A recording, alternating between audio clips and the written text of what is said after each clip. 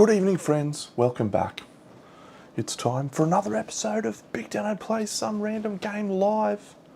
And that's what we're doing tonight. We're playing Uprising, Curse of the Last Emperor.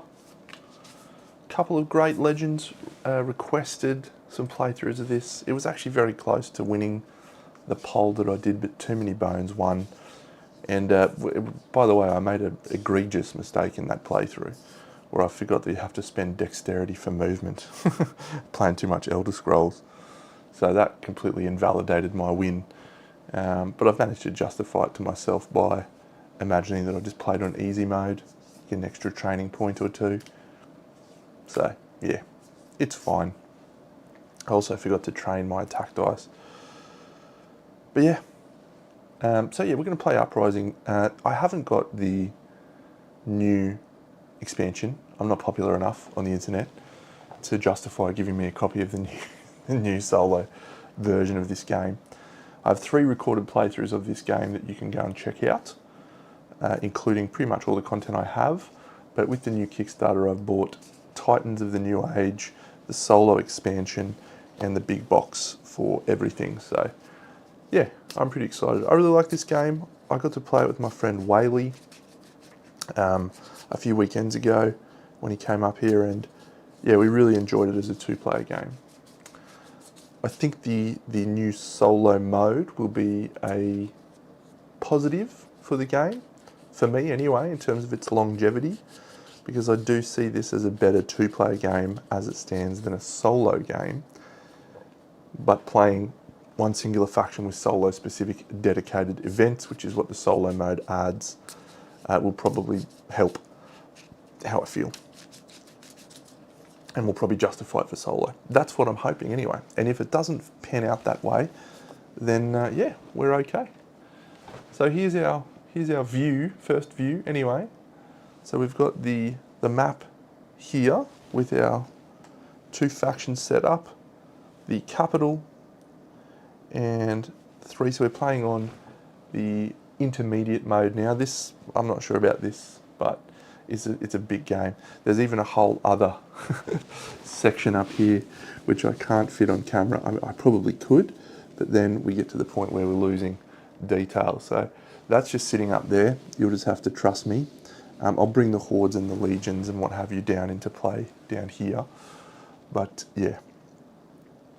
So the 2 factions we're playing, we are going to play these guys who we're going to call the Grey faction, and these guys who we're going to call the Green faction. And that's actually all of the names that I know. Now these are the Tuathan, and these ones are like the Rebel Imperials or something. Maybe I'll look in the book. I'm sure it'll tell us in the book. Uprising, Curse of the Last Emperor. There's yeah, there's actually a cool art book with all sorts of good stuff in here. A story as well, great. With the Dracorian Empire. No, with the Renegade Legion. There you go, that's our name. The Renegade Legion. So both of these are expansion factions. So I think Whaley played these guys, and I may have played these guys in a playthrough, recorded playthrough, because I wanted to play this crab guy. The big crab reef king. He looks sick. Crab king. Anyway. Yes, and we've gone for Vi the Oracle and Mukla the Mutant. So we've got a bit of a mixture there of skills and what have you. This chick's 2 abilities look really powerful. So if we zoom in on those, if you have 1 or more harpooners, which are our elite guys, you gain the lightning bolt ability, get a food, which is awesome. And then in archery and clash, if you have a blank, you get a lightning bolt.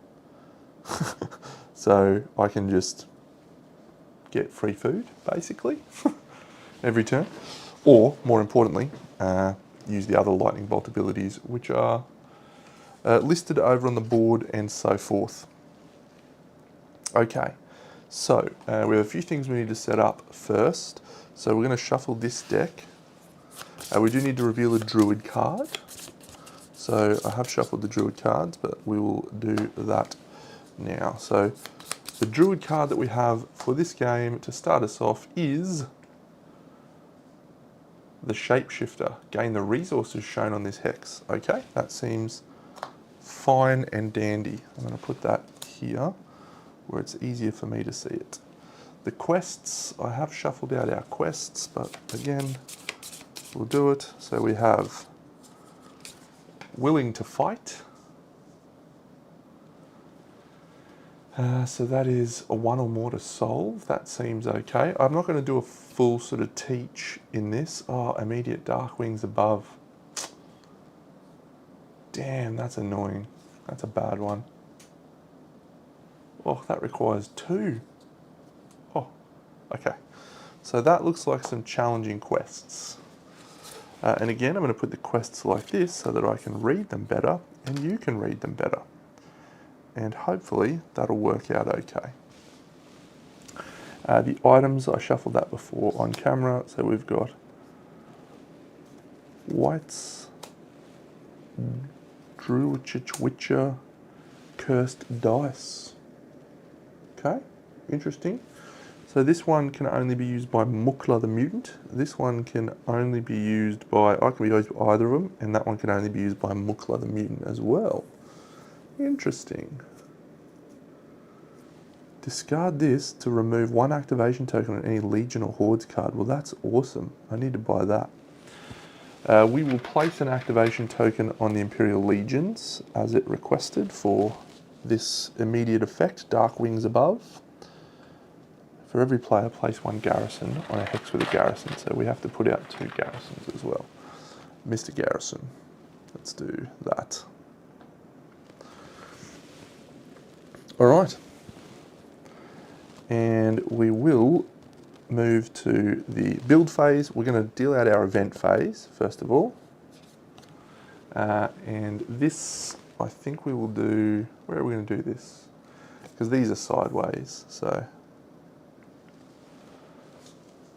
Yeah, that's not working. Okay, this one's called Azur's Essence. And it says, place 1 on each unexplored hex that shows salt. If you flip that hex, gain it. Okay. So we've got a salt here, we've got a salt here,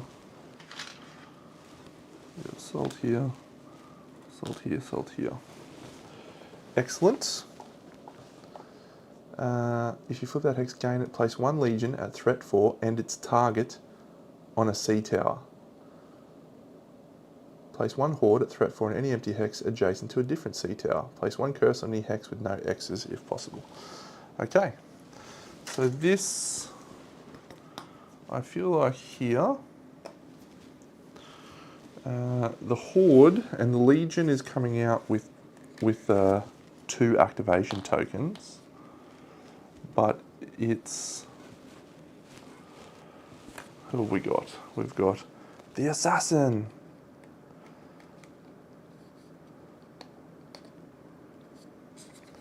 Comes in at threat 4. So she's going to be down here. Maybe I'll show off the Assassin as well. This is a really cool game that I like quite a lot. So here's the Assassin. Hey-ya. Place 1 Legion and threat 4 and its target on a sea tower. That's odd that we're placing its target on a sea tower. You don't see that happen a lot. Actually, I'll show off the Empress, or the Assassin rather. There she is.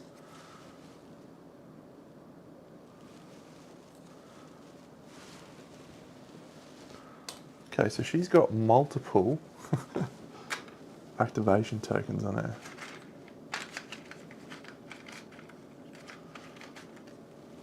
So place 1 and then we place a second one from the thing. Okay. Interesting. So the Assassin, look, she doesn't look super fun for us at any rate, but here she is. Now I will have to check what happens when they reach their thing, if they redeploy, because at the moment the way that that card is written, her target is not a player, so we're not going to flip starting feats, which is fine by me, because her target is the sea tower. And then we have to place a Chaos Horde, and this one is the Lich Queen. Immediate zombie infestation. Place a curse on her hex. See, this is just bad for us. This is just bad starts. Where are we going to put her? So we have to put her adjacent to a sea tower. So it's either here, here. I think we'll go here for the Lich Queen.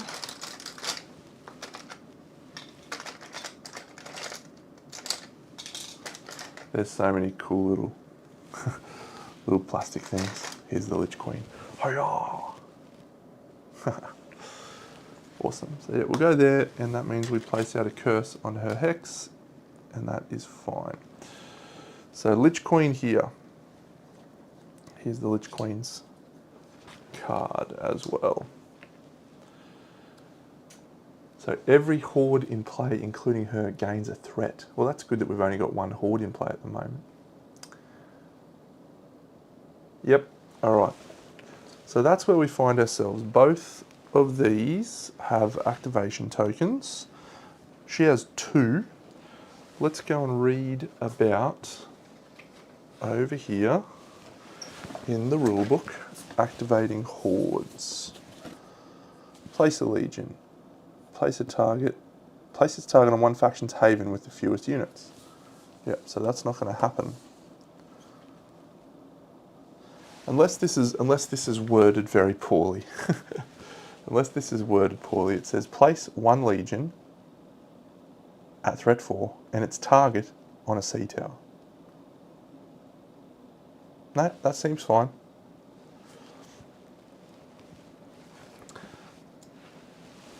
All right.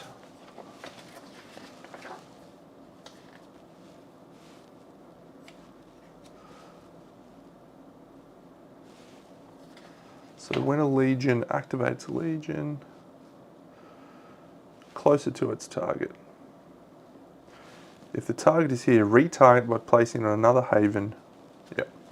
So after it reaches its target, which it will, in the first turn, it's going to change to a different one and then activate. So that's fine for us. We're pretty okay with that.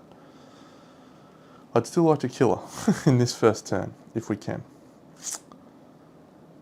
Cool. So we've done the event card, and everyone's got their activation on each Horde and Legion card. So we're going to go into drawing our feats. So let's start with Yavai.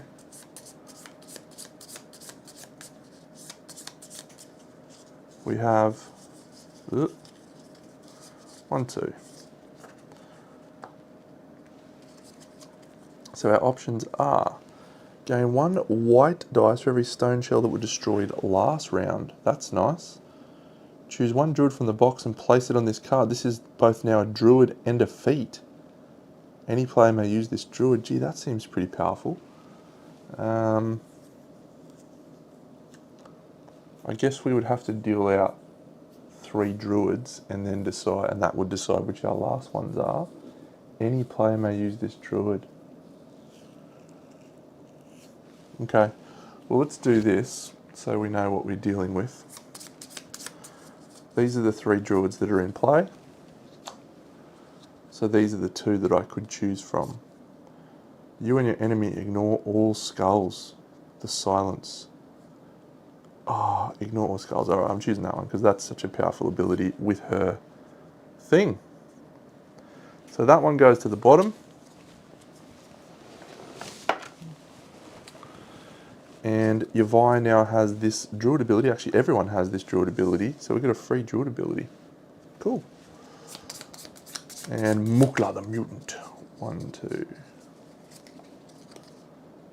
Okay, discard this. Your enemy cannot use lightning bolts in combat or gain a might or a magic. I think we'll take a might and we'll get 3 resources of our choice. What do we need? We need lots of food. So I'll just take 3 food up here. Excellent. Hello, Genuine Comics. Yeah, this game's came out a few years ago. I feel like 2021 maybe, thereabouts. And it's a very odd little game because it's kind of like a 4X game where you're exploring and expanding and trying to exterminate, but it's fully cooperative. So every player is trying to score more points collectively than the two non-player factions, which are called the Hordes and the Legion. Chaos and Imperial, rather. The Hordes and the Legion are their little special units. So yeah, it proves it's quite a different concept that, for the most part, plays out pretty well. There's certain circumstances where it doesn't work, and occasionally they have to fight each other, and you're just rolling dice for someone else. But that's fine. It's pretty fun. Okay, so we've drawn our 2 feats. We now build any units, towers, or walls, etc., from our supply. So let's go over here, and our we need to have harpooners. The harpooners are 3 salt and 2 of that, so that's quite expensive. Let's build a harpooner. And then these little guys, the crab riders are 2 food, so we'll build 1 crab rider. And then the basic stone shell warriors are, so we can have 4 units, I think is our best play there. Let's do that, those 4 units. It looks like a lot, but it's actually quite a simple game, if you can believe that, because your actions are all relatively straightforward. And if you zoom in here on this board again, you've got 8 action points to spend on your turn, and you just pick one of these actions, and then you do the thing. That's pretty much it. So it's complicated, but each individual element that you have to do is straightforward. And then this turn tracker makes it pretty straightforward as well. You know, you do each of the, just do the thing and then move on. So it looks heavier than it is what I would say. And it's also very intuitive. You know, it makes logical sense for the most part. Okay, over here, these champions, an Imperial, 1 Orgon Elite Warrior, 2 yellows. I want to buy him. I got 5 food. Let's do it. Then I think we'll take an Imperial Marksman, which is 2 salt and 1. And then we'll take a Legionnaire, which is 1 salt. And that leaves me with enough to buy our big guy. Yes. Let's buy our big guy. The War Lizard. Cool. Alright, that's an interesting start. So we've got 2 big elite units. Hopefully that's enough for us to take on some big enemies. We need food though to be able to do an assault. It's 1 food, so we're fine there.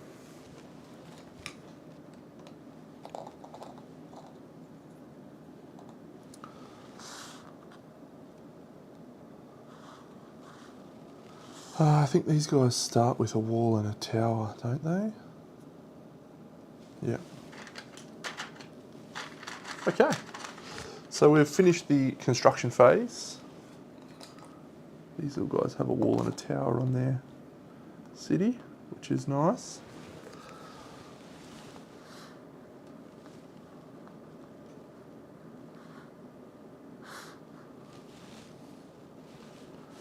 Or maybe it doesn't actually. Oh, we'll worry about that later. Okay, so we've got all our units deployed and we move on to the actions phase.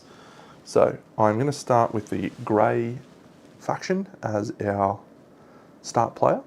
And so we're going to spend 1 of our actions to move our guy down to here where there's plunder. And he's then going to explore that and flip it. So we have revealed Troll Ward. No, that's not where we want to zoom. We want to zoom here. That's also not really where we want to zoom. Let me see if I can fix that. The joys of filming live. Yeah, that's not too bad. So, Troll Ward. I gain 2 plunder. That's nice. 1, 2. We need that for building a haven, so that's perfect. Place 2 garrisons here. That's less perfect.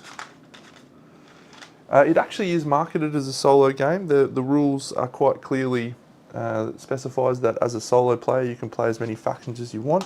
I don't know how anyone would play more than 2 factions, but there's a very Kickstarter that just recently finished, GameFound, sorry, that adds a true solo mode where you can just play 1 faction instead of 2, and that only was on Kickstarter or GameFound probably a month ago.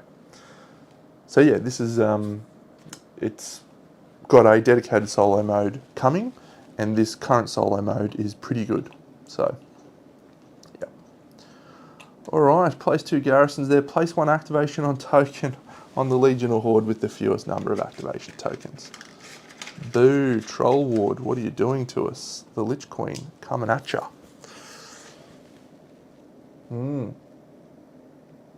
Okay. So that's Muckler done. So we'll do exactly the same here. We're going to move and explore with this chick. We're going to take this food region. Yeah, I think we want to try and take out this assassin. Golgarde. If empty, place 2 garrisons here. It is empty. We will place 2 garrisons. And we will gain 2 food. A lot of food.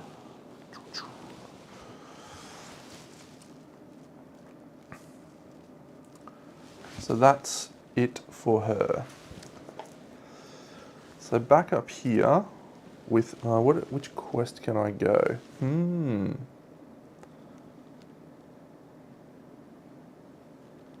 gain 1 item from the market, 3 salt. So you have a number of options you can do for your characters. You can go for quests. So if we're questing, you select 1 quest that's on the quest board, and you'll have to roll dice equal to your character dice, and then you roll them and you try and achieve a number of these successes. So for this one, you'd need to get just 1 would count as successfully solving it. This one is one that I would like to try for. If your hero's on a hex with enemy units, which is currently the case, I get an extra red.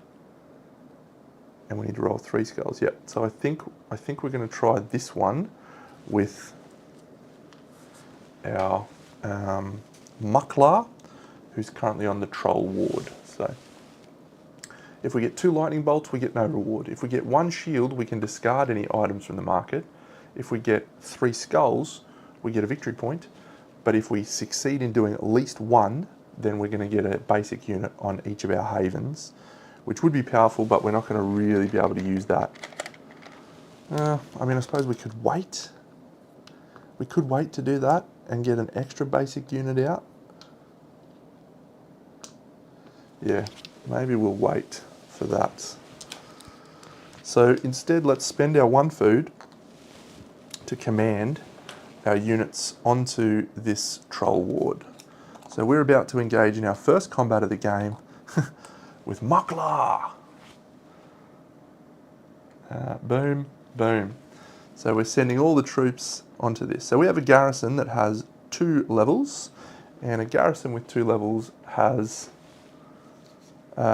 2 dice in the archery phase that are white. However, when we're in a forest, there is actually terrain impacts in the woods. During archery, you can re-roll up to 2 dice. So we have a marksman, which is 1 basic archer. And yeah. So we're rolling 1 white dice and they're rolling 2 white dice. Suboptimal. Is that right? Yeah, one Imperial Marksman. I haven't got any other archers. No. Flip this during clash and archery. Okay, so let's roll the Legion's roll. Or the Horde. No, Legion. So blocks one of ours and does no damage for us. We do no damage. The Woods, we can roll, re-roll. So it's blocked. It's all fine. So let's go into the clash now. So in the clash, they're going to roll a blue, 2 yellows, and a white.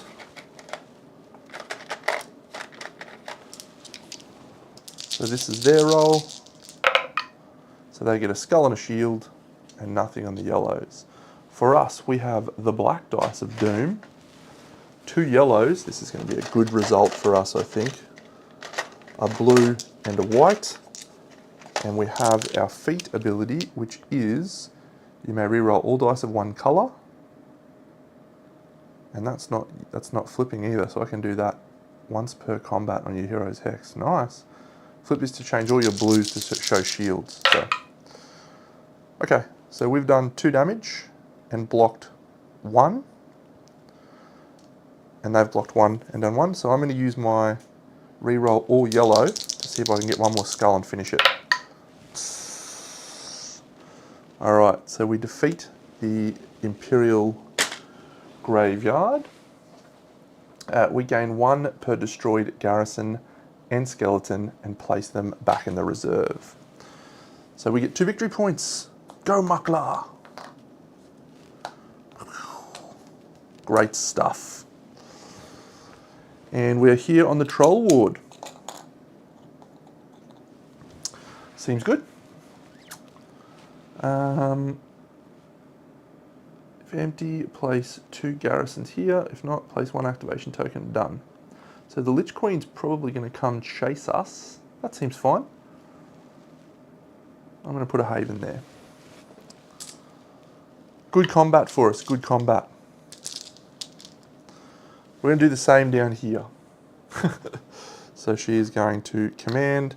I have to pay 2 food for the Tuathan to attack. So if we're down here, they have a little bit harder time convincing the little turtle people to go fight. But we're doing it. I didn't roll any lightning bolts, did I? So I didn't get to activate my lightning bolt ability. So we've got a purple. Nice. And that purple is an elite warrior. We've got 2 whites and we've got our blue. So yeah, all my guys are defense, not attack. So they'll do a free attack on us. Hello Flo. Yeah, great game, really enjoy it. No damage. This is on a Badlands. Rider units add their dice during archery. Well, that's good because I've got a crab rider there. Cool. Yeah, the crab rider knocks one out in archery. That's a victory point. That improves our odds significantly of not losing any troops. And that's always a good thing in combats because it allows you to do more combats. So they are a blue and a white now. So, and we have a number of abilities here. If you have 1 or more blanks, we gain a lightning bolt. So that's their roll. Oh, that's a good roll. Okay, so we've got 2 lightning bolts, which is amazing. We've got blanks, which gives us a 3rd lightning bolt. And we got one of these.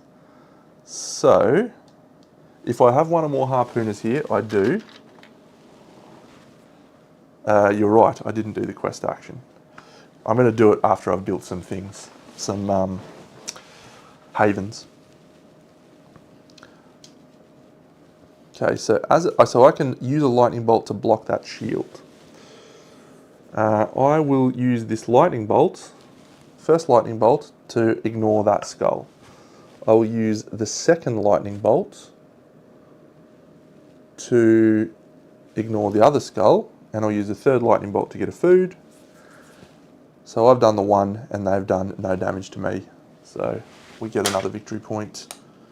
It's a great start for the good guys. And I don't think we've got anything else.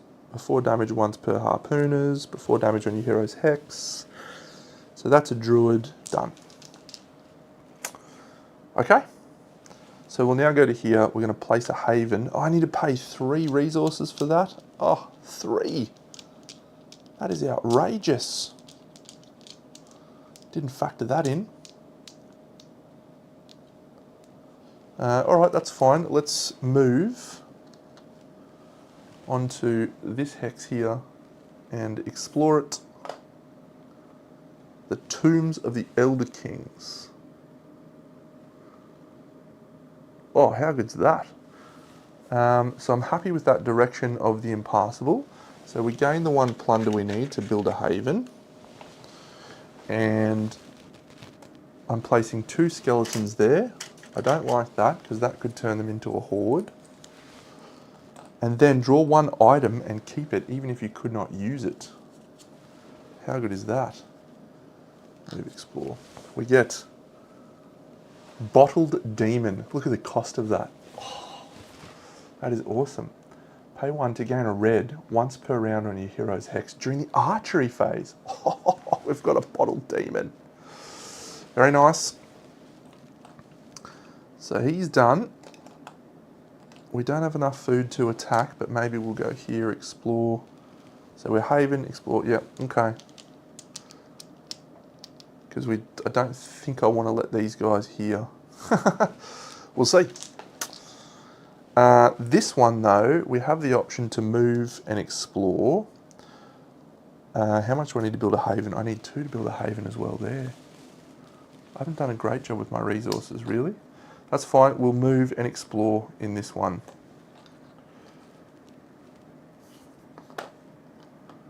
The Frosted Pass. Okay, so we have to reinforce there, so we're adding the 3rd level of the garrison.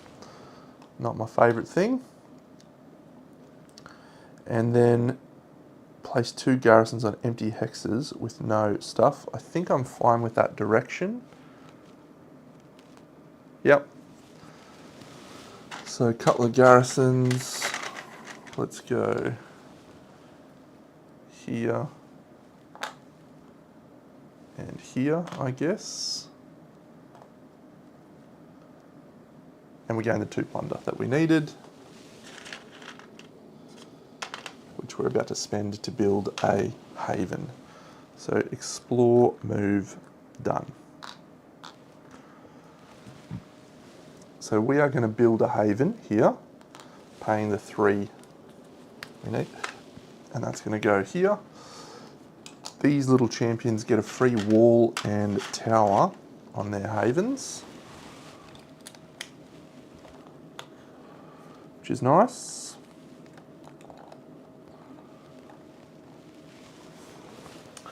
And that's that action.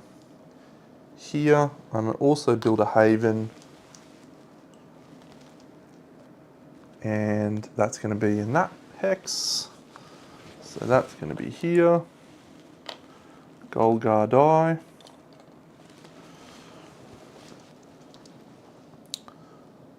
And pay my 2 for that. Okay, so we will do a quest action. So we're going to quest here with Muckler the Mutant.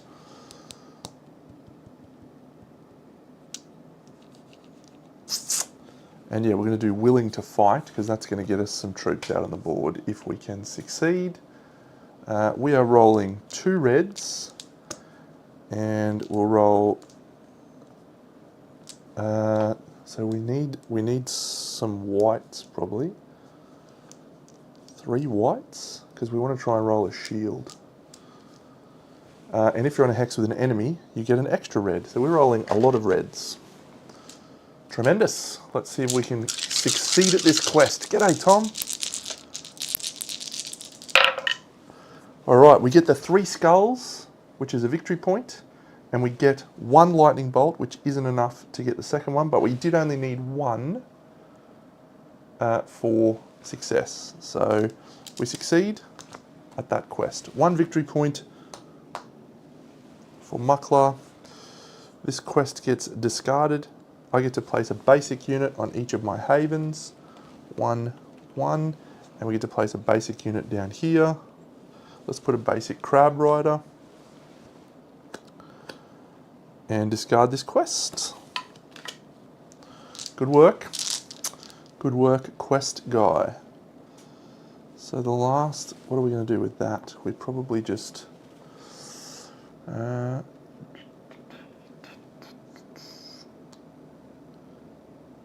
we need to do in our Heroes Explored hex. Okay, so he has to move and move back and do the haven.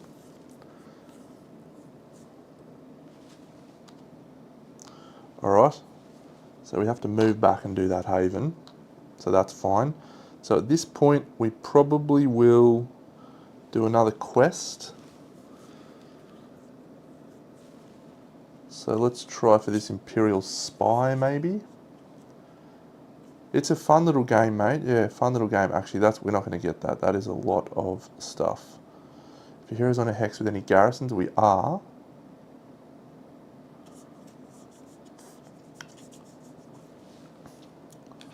No, I think we're not going to be able to do that one. We need to get 2 on this. Yeah, we're not set up to do either of those quests, actually, which is a shame. If I had have done a better job with my resources, I think I could have actually had a food there. That's fine. We'll use that for my thing, which will happen later on. So that's it. We've done all our actions. So we're going to do the Nemesis phase now. So this is the phase where each of the legions and hordes activate in initiative order, and we do the assassin second because this Lich Queen is lowest. So here is our little information that we need to know about the Lich Queen. We'll have that here, but we're going to trundle over to this section because there is a very handy section about activating hordes and legions. So, activate a horde, place a curse. There's already a curse in that region. So I don't think we put a second one. Move the horde 1 hex, not farther, with this priority. Going for the hex with the fewest enemy units. So if we have a look here, this is the hex with the fewest enemy units that is closest. So it is going to target here, the Lich Queen. So these two are going to have a fight against each other, which is glorious. Good for us, good for the team. So if we look at the Lich Queen's stats, she's rolling 2 dice in the archery phase. There's no terrain here because that hasn't been flipped. So the Lich Queen rolls 2 whites and deals 1 damage. The garrison back does nothing. Boo! Come on, garrison. Oh, that goes in the Chaos Graveyard. Alright, so now she will attack again with a purple, 2 yellows, and 2 whites. Gets a skull, which is enough to defeat it. Gets this, and also gets a lightning bolt. Her lightning bolt is every horde in play, including her, gains a threat. That's just absolute scumbag central. 4 damage once per round. What a scumbag. So we've got 1 shield, and this little legion has a blue and a white. Blocks an incoming damage, but that is it. So that is unfortunate for us. I was hoping that would at least do some damage to her, but no, that wasn't to be. So that was her first activation. So she's going to do her second activation now, which means she places out one of these. And now her priority target is still a hex with a haven. And that means she goes straight to our, hopefully, heavily fortified haven that will be able to defend and repel her attack. We are in a forest, which means we get to re-roll our archery dice. And we have a few archery dice, do we? We've got 1 Imperial Marksman there. But I think our heroes moved back, yep. We can also spend our 1 salt to gain a red dice in archery. So I think we'll do that. So we'll spend our salt, gain a red dice in archery. So this is our roll. We'll happily take that. That's a good roll. Her roll, she's 2. Oh, don't roll that. So she's going to block 1 and do 1 to us. we're going to do 3 to her. So the 3 to her drops her down to 1, 2, 3. And for us, I think we'll take off our little Imperial Legionnaire basic warrior, going in the Chaos Graveyard. Alright, so she is only rolling a yellow and 4 whites. That's so good for us. She can't roll any lightning bolts is the reason why that's good for us. She does roll absolute fire though. Absolute fire. So she's got 3 shields and 3 skulls. Man, you suck. We got 2 yellows. She did block 1 damage.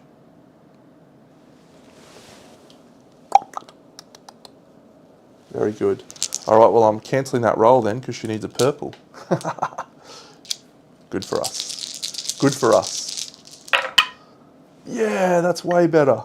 2 skulls and 1 shield. So we're still the same. We're 1 black, 2 yellows, a blue and a white. And we've got our Bottled Demon note, so we can re-roll this if we want, of all dice of 1 colour. Okay, so we've got 2 blocks, which is nice. Once per combat on your hero's hex. This is probably the one I'm going to choose to re-roll. So I'm going to re-roll that once per combat. It's a great decision. So that does 1, 2, 3, 4, blocked 1. So we're doing 3 wounds. She's doing 1, 2. We're blocking 2. She's only got 3 wounds remaining. So the Lich Queen has been turned to dust. Ashes to ashes, dust to dust. 3 victory points for the good guys. We go to 6. However, we did lose one of our brave soldiers, which means that they're going to get 2 victory points from us in the Chaos Graveyard. She's destroyed. She's put out a lot of those little curses though, which is going to score a big point, so I don't like that. Okay, the next fight, or the next person to activate is the Assassin. And yeah, this is interesting with her. She places her target and then a player flips her starting feats, but she didn't actually place a target on a player because of this card. She placed it on the Haven. So I didn't flip any feats. I think that's probably the right way to play it, but we'll see. So she's going to activate, go to her target. She's reached her target, so she now places a new target, which will be a Haven with the fewest enemy units, which will be our capital. So she's going to move towards that with her second activation token. We will just confirm over here, activate a Legion, place a garrison. So she's put out 2 garrisons on that location. Garrison, garrison. And then she is going to embark on a combat with us as well. She is 4, so that's nice. And we have the full kit and caboodle in this one as well. So I've got 2 blues, a purple, and 2 whites in the clash. And in archery and clash, if I have 1 or more blanks, I gain a lightning bolt. And in archery and clash, I can gain free food. Excellent. So this Imperial chick, 1 blue and 2 whites. For archery, and this is on the Badlands, which means we also add our rider units, add their dice. So that's actually great for us because we've got 2 riders there, which are my 2 blue. Sorry, I've only got 1 rider there. Okay, so hers, 2 skulls, bad for us. Ours, 1. Oh, we have no archery in this clash, do we? Okay, so we're actually just the blue. Ugh, it's a shield. So we block 1, so we'll lose 1 of our little troops. That goes to the Imperial Graveyard. We now go on to the main clash phase. So our roll is 1 blue. Actually, I could have put that on there.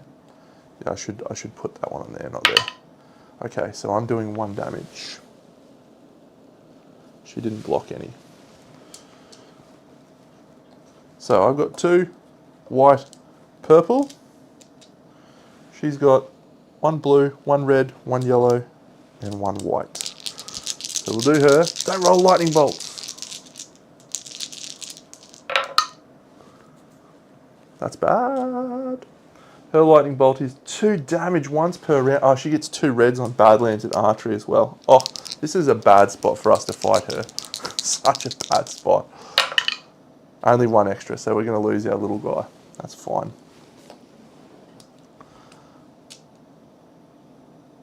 Okay, so that was blank. So she's done 1 block and 4 damage because she rolled that lightning bolt. Oof. So we are not rolling that white. We're just rolling 2 blues and a purple. It's bad.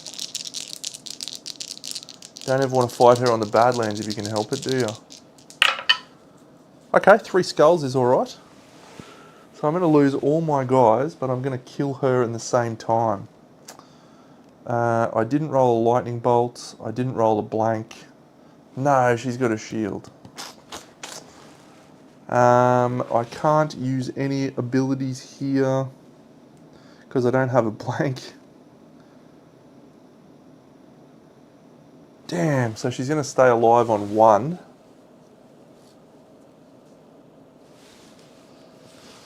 And going to kill all my guys. Which means she ruffle stomps my haven as well. Boo. Okay, so that's the end of that. The assassin is done, and we're done with the nemesis phase. So we go into production phase. So we're going to gain resources based on our havens. Unfortunately, because we lost that, we're gaining 1 salt, 1 plunder, and 2 food. And then we're also going to gain resources based on the hexes. So it's 1, 1, and 1 plus a victory point. 1, 1, and 1 plus a victory point. And up here, so these guys don't get the same. They get double what's on hexes. So we're going to get 4 plunder. And we're going to get 2 salt, 2 plunder, 2 salt, 2 plunder, and 2 food.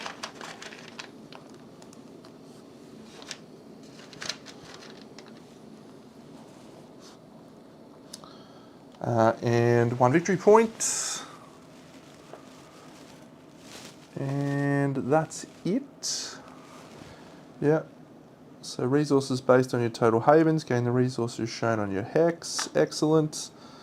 And that's it. So the Empire scores 1 for every hex with any garrisons. 1, 2, 3, 4, 5, 6 points to start them off. 1 for every legion in play, takes them to 7. And 2 for every faction in the Imperial Graveyard. It's just 1 faction, so they're going to 9. The bad guys are scoring 1, 2, 3, 4, 5 for their curses in play. Plus there is 2 units in the graveyard, so they're also going to 9. No hordes in play.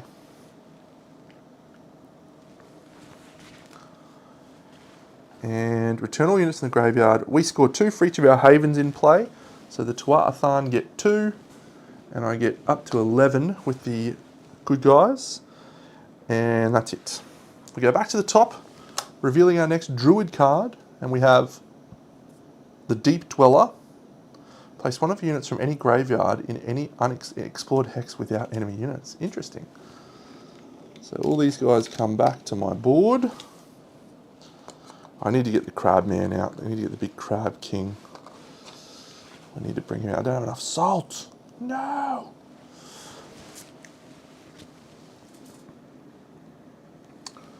Flip all your cards that were face up, face down. Get our 8 action points back.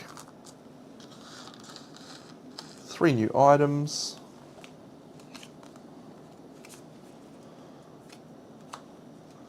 1, 2, 3. Let's have a look at these. We have trade action for 0.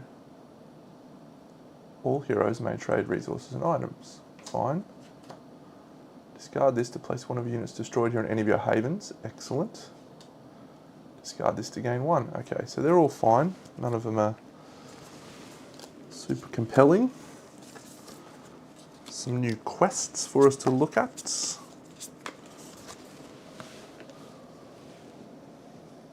Koloth Migration. You may draw a new quest. Place a rider unit. Yeah, that's awesome. That's a good one. Oh, place an activation on the Horde token. No!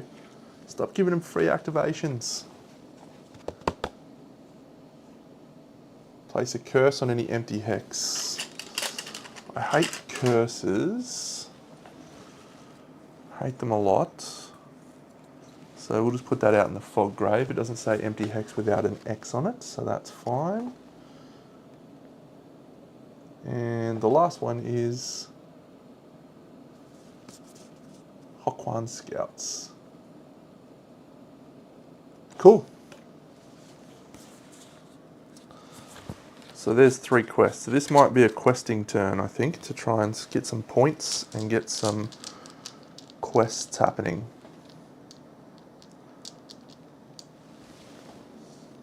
First player token comes down here, adding 2 threat to the assassin. She's back up to 3. The first player draws and reads the next event. We haven't shuffled these as yet. So let's do it. I might actually turn that face down now. Alright, be one that just adds out legions. It is Unholy Omens. Okay. Fishermen and sailors begin to drill deep holes. Place 2 skeletons on any unexplored empty hex. Okay, unexplored empty hex. Well, there is only one, which is here.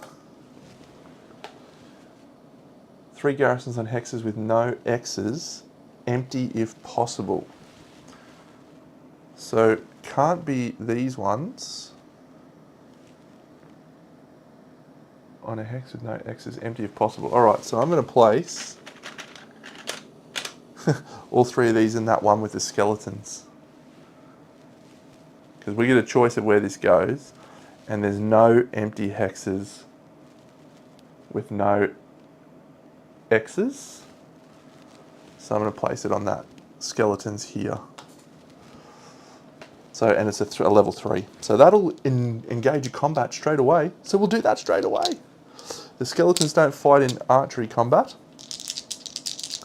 So yeah, 3 whites. Blocks all of it with shields. Excellent. 2 blues, 2 yellows and a white versus 2 reds. So I'll just roll them. Oh, it's mutual destruction. Oh, that is perfection, Deno. So blocks 2 from the incoming skeletons. Does 1. And then 3 to the skeleton. Okay. So we have 1 wound on them. It's unfortunately given them victory points, but that's okay.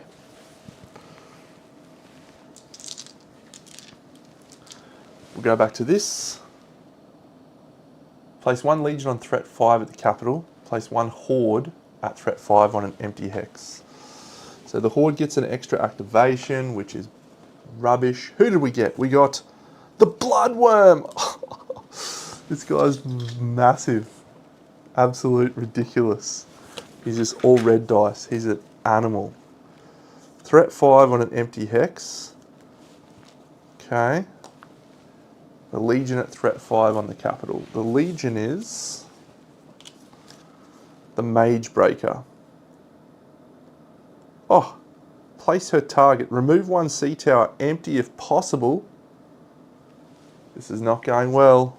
That sea tower is removed. And that's where the Mage Breaker goes. What a shit show. Where's my Mage Breaker? That's the Emperor, no. That's the Empress, no. There it is, the Mage Breaker. So the Mage Breaker is now here. It is at threat 5.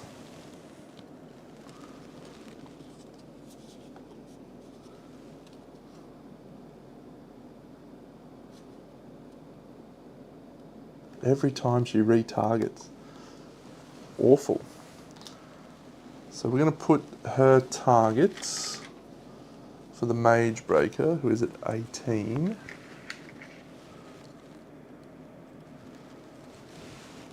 We'll put it on that Trifith Gate. 1. And then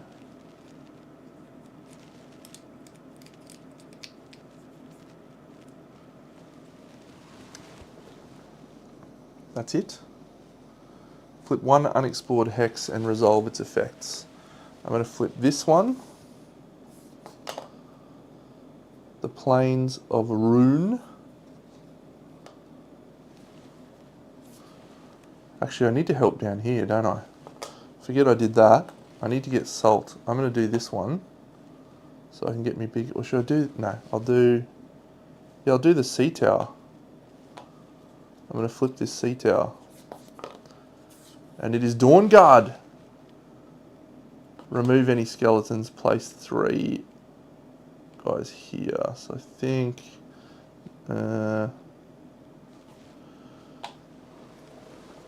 it's punishing. Absolutely punishing. Now, while you're here and while we've got an expert on the game, I'll just ask you a question of which I'm uncertain of. I'm sure I know there's something. So if you would have to place an additional garrison and it's already at level 3, they gain a victory point, don't they? I'm pretty sure they gain a victory point.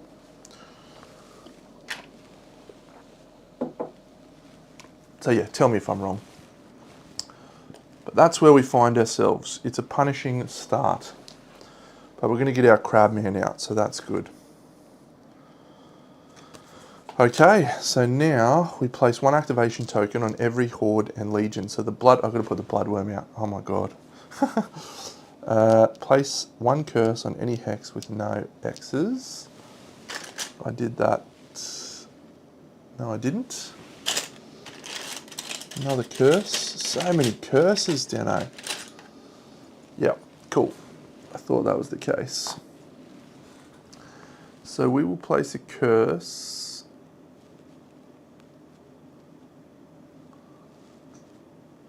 here. Don't think we're fighting there. And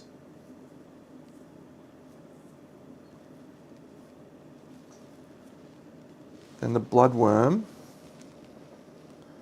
is being deployed on any empty hex. On any empty hex. His initiative is 21, so he's going last. Whatever happens. So I'd probably want to put him as far away as possible. So I think we'll go here.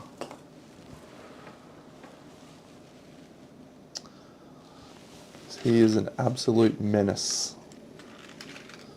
1, 2, 3. So we've got an extra activation token on him and 1 each on the Assassin and the Mage Breaker. So goal number 1 is take out that Assassin very early, I think. Alright, we're on to the build phase. So we're going to draw 2 feats. We'll go back to this view.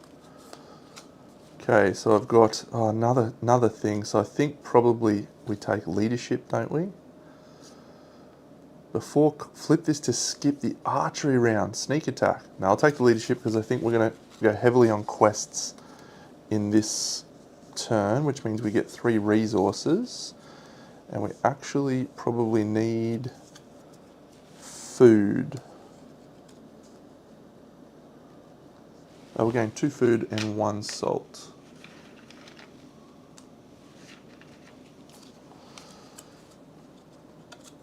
Cool. So Mucklar the Mutant is ready to engage in some quests. Yep, that is a very cool card. All right, here, Yavai. Flip this when you use a quest action to succeed at any quest goal. That is awesome. Or 3 resources. I think we need the resources. And do we take a might or a magic? We'll probably take a might there. That is so good, but I feel like the other person's better set up to take on quests because they're rolling 1, 2, 3, 4, 5, 6 dice. But that is powerful.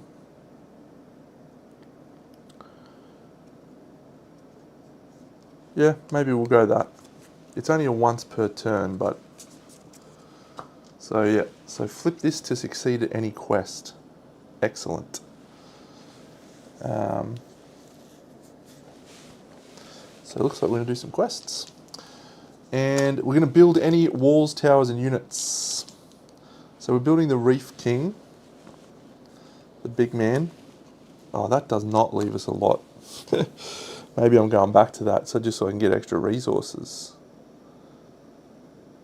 I can build a crab rider. Yeah, I think I need the resources. Damn. That would have been really good. Okay, we'll work out what resources we need. So we're building the Crab King. That's him. Reef King. We can build a Crab Rider for 2 food. And then we can build 2 basic warriors with another salt. And then we probably get 2 food. 1 food and 1 salt. Oh, these guys need 2 food too. That's okay, that's okay. 1 food and 1 salt, yep. So that will get us these 2. 1, 1. Yep. I'll deploy those on my only haven. And hope that that's enough with our little Crab King archer. What a legend.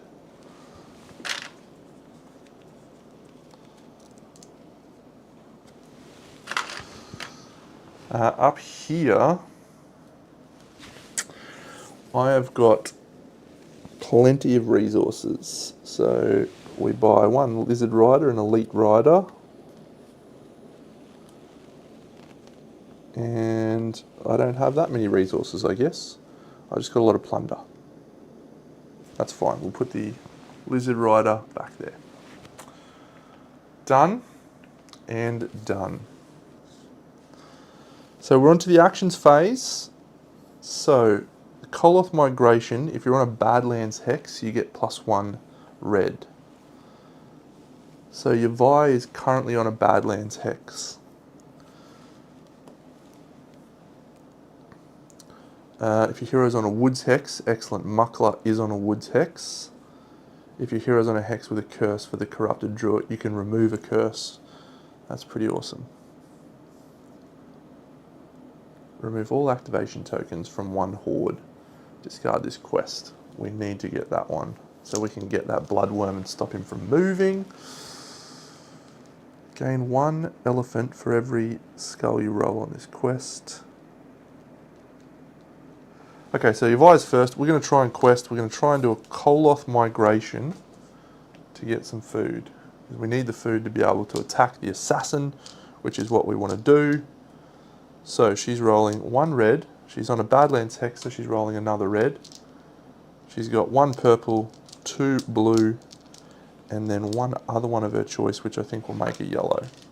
So this is Koloth migration being attempted by Vi the Oracle. We don't have the free flip. Oh, that's a great roll. So she's rolled 6 skulls and 1 lightning bolt. So every other player gains 2 food. Glorious. We may draw a new quest. We will. Look at that in a second. And we've solved it, so we gain 1 elephant for every skull we rolled on the quest. That's 6. We just got 6 food. Good result for the Koloth migration. Didn't get the 2 shields to allow us to place a rider unit. Would have been good to put a crab rider out, but no, that's fine. So quest done. The new quest is Nethersea Navigators. Every player gains 1 resource for each shield and lightning bolt you rolled. Max 5 per player. If you're on a sea tower.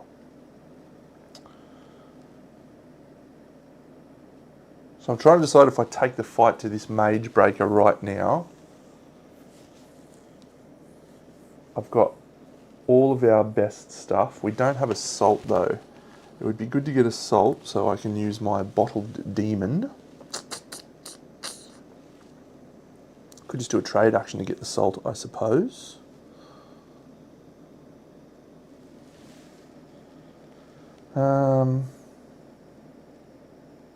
Trade actions always feel like a waste to me. So maybe we go here and explore that and gain the salt that way. What hex do I need to be on for the quest? If your hero's on a woods hex. Excellent, this is going to double tap for us. So we're going to do a quest action. And we're going to attempt the Hokwan Scouts. So we have 2 reds. We have a blue. We have 3 white or yellows. And because we're on a woods hex, we get a yellow. So let's roll a yellow and 2 whites. So that is our dice for this quest. 2 lightning bolts would be challenging, but at least 1 shield would be good. 4 skulls. Have I got enough dice for skulls? Should do. Should do. Yes. 4 skulls and 2 shields. Excellent. So we get 1 victory point for completing that quest.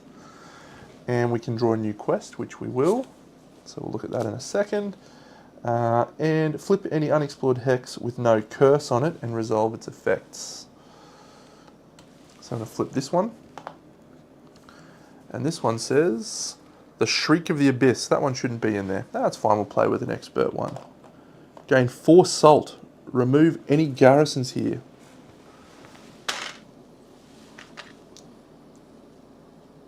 Four salt. Place 2 skeletons.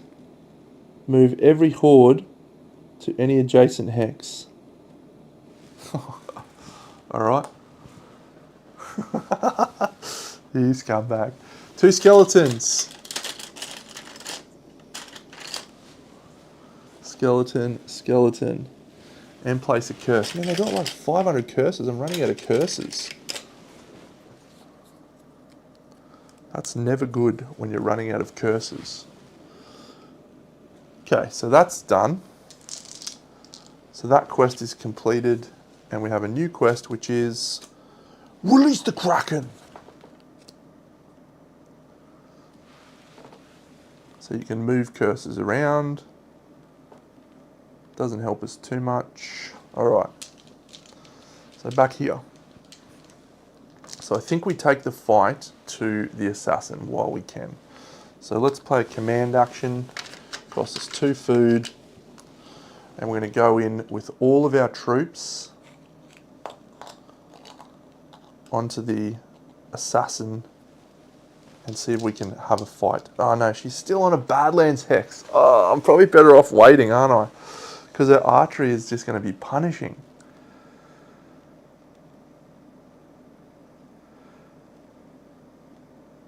So maybe instead I attack on Frosthold Pass and we make that our haven. Yeah. Okay, so we're going to try that. So there's a level 3 garrison there. So the level 3 garrison's archery is 3 white dice. And we've got the Crab King with his black dice, the Reef King. And I don't have harpooners. Yeah. So let's see what we roll.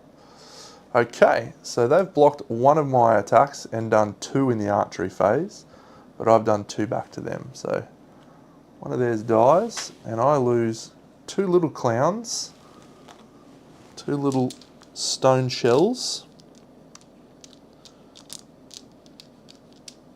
Okay, that's unfortunate. So now we're facing off against a level 2, which is 1 blue, 2 yellows, and a white. Against our black and blue. Okay, it's mutual destruction, which is very bad. Yep, mutual destruction, very bad. We kill both of them, so I've picked up 3 victory points, 1, 2, 3. But once again, the Tuatha are getting pummeled. We've got no troops. We're about to lose our haven. One of our havens, maybe.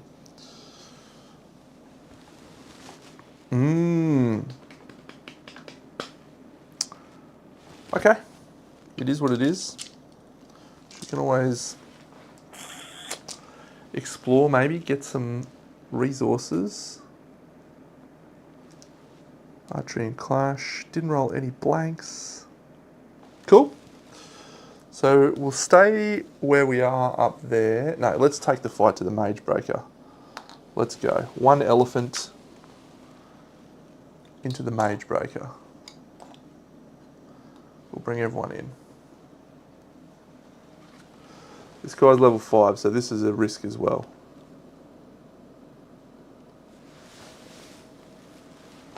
Gain 1 skull for each lightning bolt on all dice.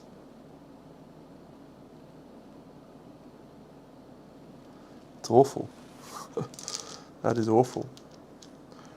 Okay, so archery phase, we're on a hex that's got no effect. I'm going to pay 1 salt to get a red dice in my archery phase. And I have just 1 Imperial Marksman. The Mage Breaker is 3 yellows. Oh, that is awful. Do I have any other archers? Oh, this is a bad call, Deno. Why have you only got 3 there?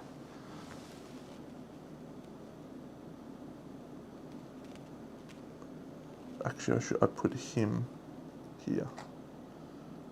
Yep. So he's in as well. Okay, cool. 3 blanks. Come on! So we're red and white. Let's go! Oh! So that's only during the clash, so I can't do anything with that. Okay, so it's rolling a black, 2 blues, and 2 yellows. Be a scumbag. Okay. That's probably one of the better results we could have asked for. Us, we have a black as well. We have a red. We have a white, a blue, and 2 yellows. We can use this to change all our blues to shields. Oh, man. Okay, we'll re-roll our 2 yellows once per damage. Okay, so 1, 2, 3, 4. We got a lightning bolt. And I can flip to turn that to a shield if I want. What does my lightning bolt want to do? Place 1 of your units from any graveyard. No, I don't want to do that. Ignore all skulls showing on 1 dice your enemy rolled. So I'm losing 3 units here. But yeah, so I'll use my lightning bolt to ignore a skull. So I'm going to lose 2 units and I'm going to get 3 wounds through. So this goes down to 2. 1, 2 units for me because I ignored his skull. So I've still got my 3 big boppers. I didn't use that. I did use that. So that one's gone once per combat only. These go into the Imperial Graveyard. Imperial's scoring a lot. I don't gain victory points for knocking down their levels, no. It's only when you defeat them.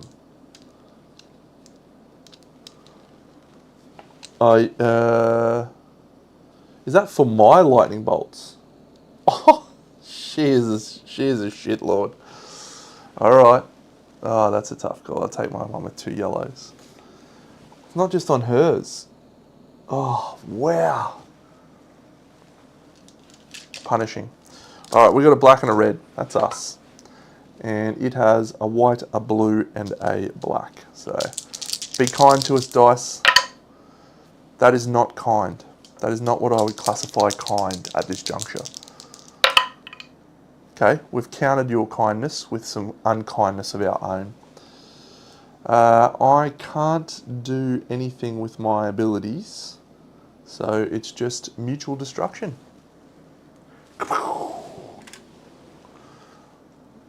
Mage Breaker.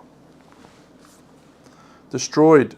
Remove a target and gain 1 and 1 per magic. I have no magic. So I'm gaining 1 victory point for smashing that Mage Breaker. What a waste of time. All dice. Yeah. Cool. Well, that was 2 inauspicious combats for the good guys. We have 0 troops on the board. We can get plenty of resources, but these little buffheads are going to be pestering us significantly, I think. The bloodworm's going to go on a rampage. Alright, it's quest time. So we'll move with... it's her down here. So Nether Sea Navigators. Every player gains 1 resource. So I think we'll move her twice to get her to the sea tower. And then she will do the quest here, Nether Sea Navigators. And I am going to roll a purple, plus a purple from my magic, plus a red from my might, plus 2 blues, plus a yellow, and we'll go a white.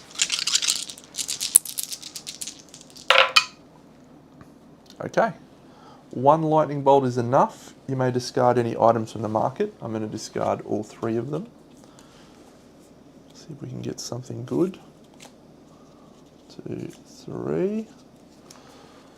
Archery and Clash. Discard this. You and your enemy gain 1 black every combat round. No. Pay 1 to gain 1 in Archery. Blackfire. Ooh, Twilight Bow. That looks nice. Now we're talking. Didn't roll a shield. I did roll 3, so I get just 1 resource for each player. So for here, we'll take a salt. Here, we'll take a salt.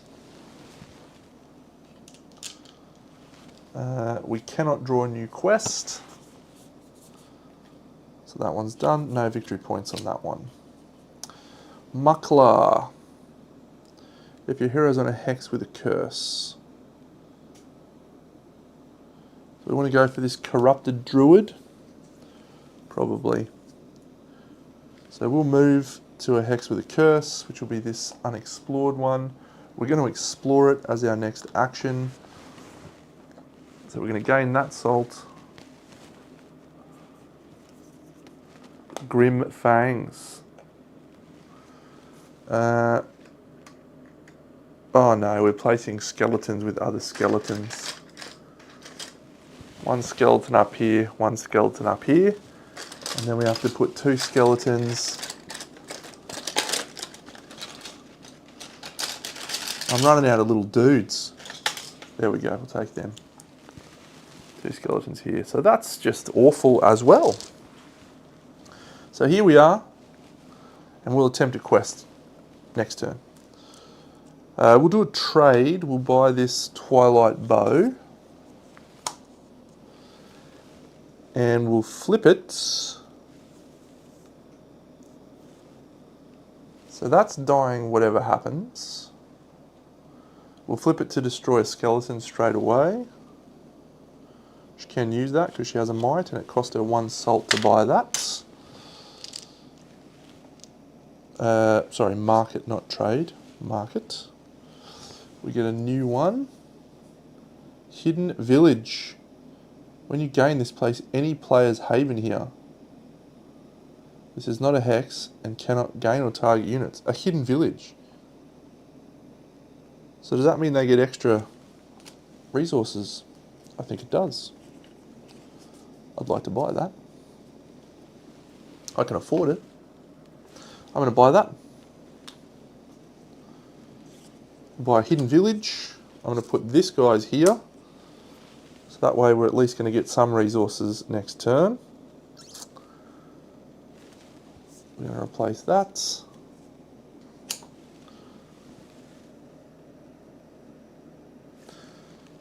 Quest, I suppose. Or move and quest. Yeah, we'll move and quest so we get a +1. We're going to try and do this corrupted druid.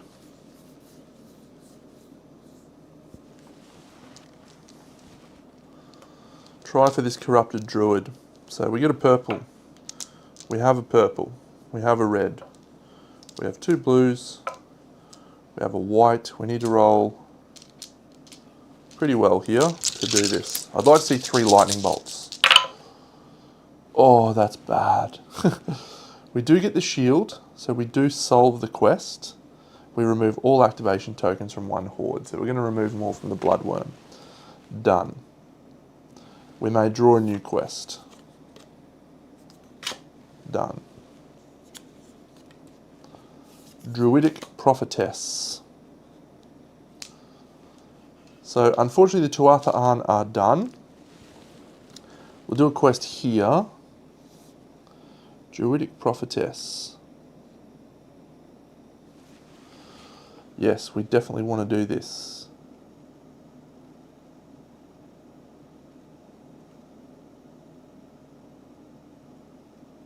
So we're going to do Druidic Prophetess. If you're on a hero is on a hex with a curse, we are. So we're going to yellow, 2 red, 1 blue. We'll take 2 whites and a yellow. Druidic Prophetess. Come on, Muckler. Oh, Muckler, you are a scumbag. He's done it though. He needed 2. He needed 2, and he got it. He's got 1, 2, 3 skulls and the red lightning bolt. So we can place a basic unit on any of our havens. So we will definitely place a basic unit on this haven. See if we can survive this inevitable skeleton attack. That's gone. And that quest is not replaced, so that's fine. And we'll try release the Kraken with him as well, and we'll just keep the same dice. Quest. Whoa! 1, 2, 3, 4, 5, 6 skulls. You may move a curse to an adjacent hex that has no curse and put it on the capital. just to punish you. I get a victory point. Release the Kraken. So that one is done. We have no more quests, so we might as well buy something from the market. We have a leadership, yep, so we'll buy this architectural thing. No, Urn of Malice, Archery, we need a magic, we don't have a magic. This is fine. Flip this to place 1 tower or wall on any haven. We'll use that for our other guy. Speaking of, that one that we needed 2, when a horde activates, place a basic unit on any one of their havens. Does that happen every time? That is pretty awesome if it does.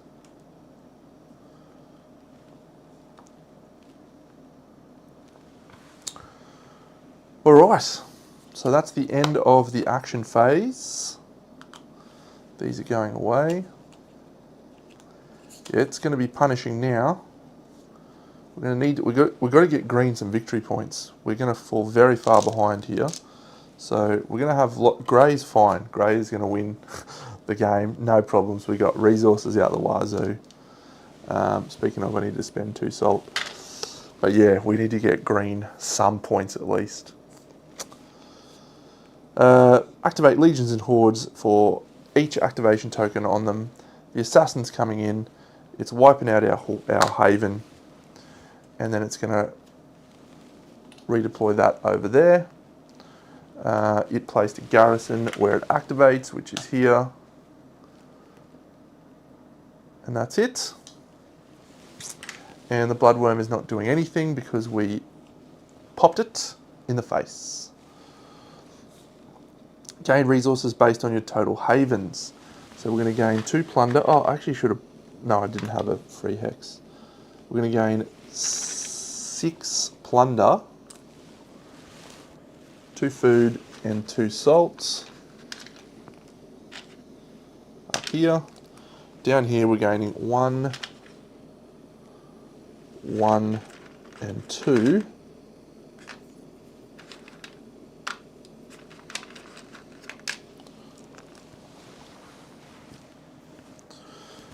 And that is that. So we're scoring points now. This is bad. The Empire scores 1 for every hex with any garrisons. 1, 2, 3, 4, 5, 6. It's going to 16. 1 for every legion in play. The Empress, or sorry, the Assassins, so it goes to 17. And 2 for every faction in the Imperial Graveyard. It's got 3 factions in there, so it's getting 6 points to go to 23.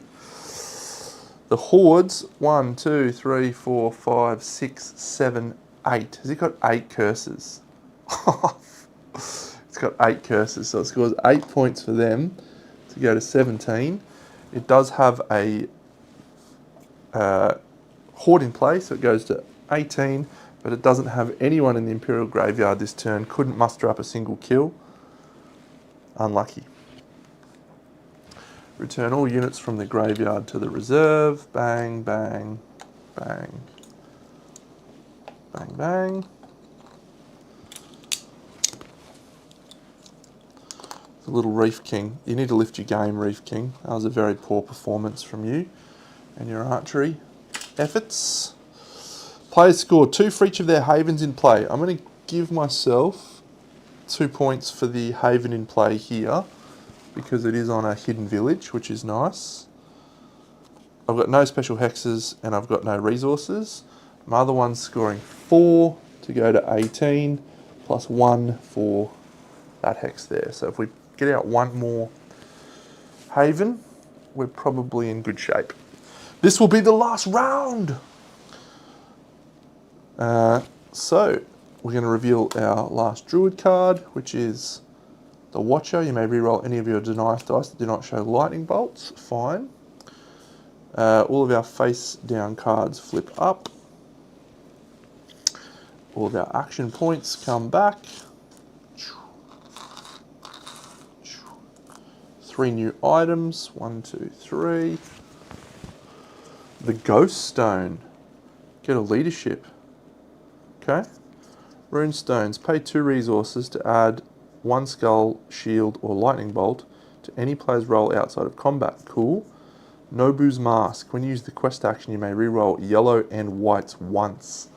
That is exceptional. 3 new quests. Tuathan allies. Can I get some Tuathan allies for my Tuathan? Because they're having a bad time.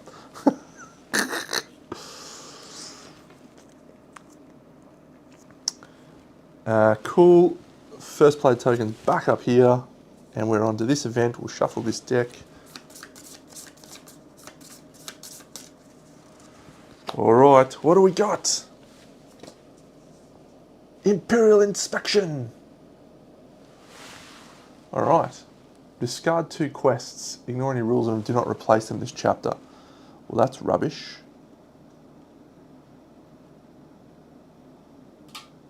That's fine. We'll get rid of these 2. Tuathan and Deepling Allies, because this one lets us remove a curse.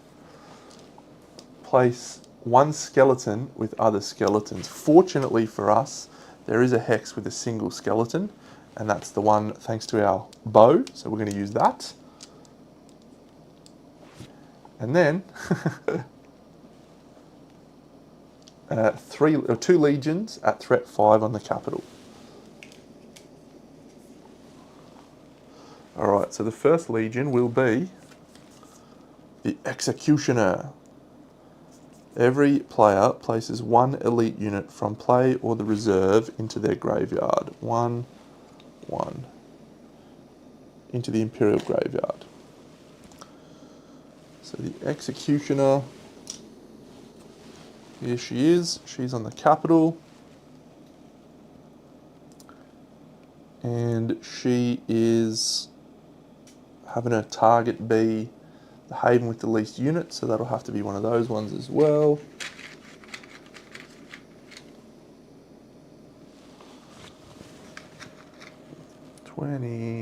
There it is. So we'll go the same one as the assassin.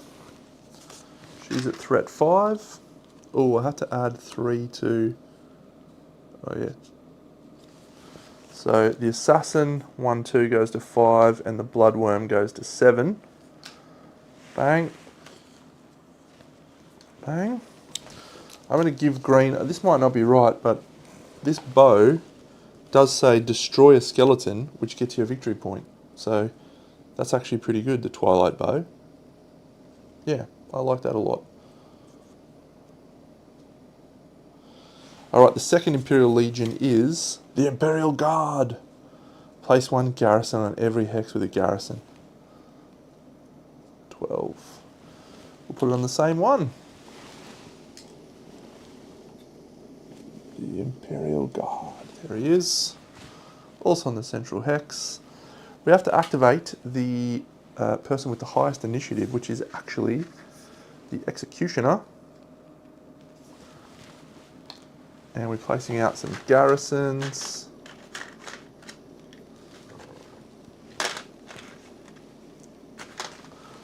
Okay, so 1, 2, that's a victory point. And that's there. One last one here. Okay, so that's the Imperial Guard's immediate ability. Done. And so now we're activating here, which means we're placing out another garrison. She's moving to there. She's done. And now we're placing out activation tokens on each of them. We're doing double because it's the last round, so there's lots of fun to come. 1, 2, 3, 4, 5, 6. It's a shame that the bloodworm is going last, because I would like him to rampage through their forces, but he will not. Okay, so we've done the event card. Activate the Legion with the highest initiative. We're on to the build phase, our last feat that we get over here. Discard this, you may buy any number of cards from the market, or discard this to ignore a Legion and Horde's immediate effect. Great, very useful, muckler.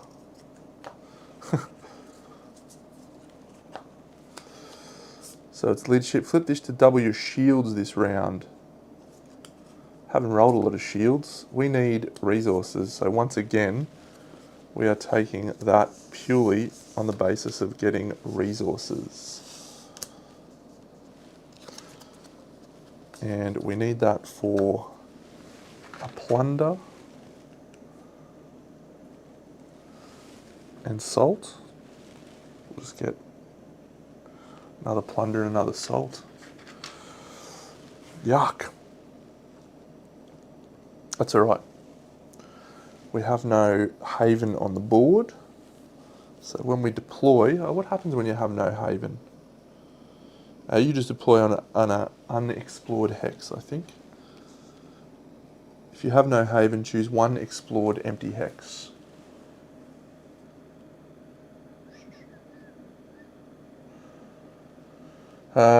Not a lot of those. It'll have to be one of the ones all the way on the outside, probably.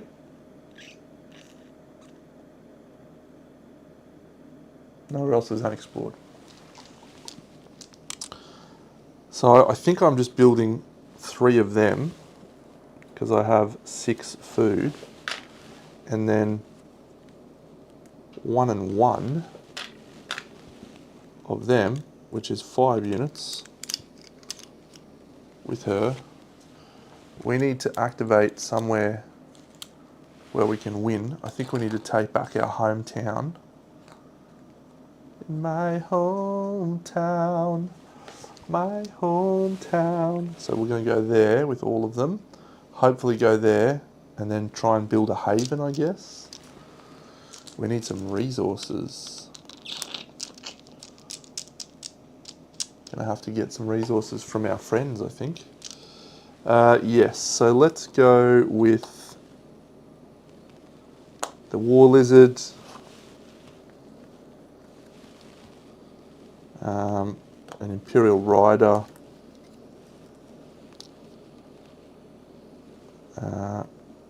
And Imperial Archer. That should be fine because I've got troops on the board already. Everyone's defending the main home. Yeah, I just don't know that we're going to be able to stop them at this point because of the order of events. The assassin's not going to do anything. But then the executioner will come in, or the Imperial Guard will come in and probably roll us. We'll see, I guess. We'll see. Is what it is. So we're on to events, actions.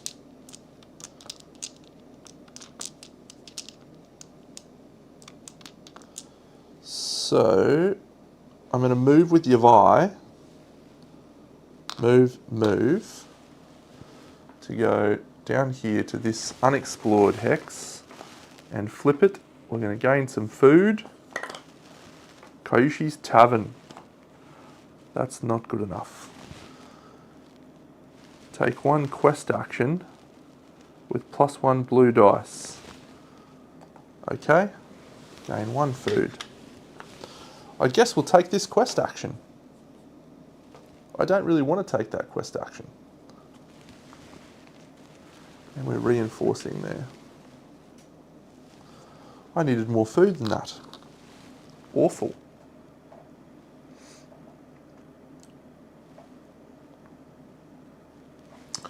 Oh, sorry, this guy's first. So he will do...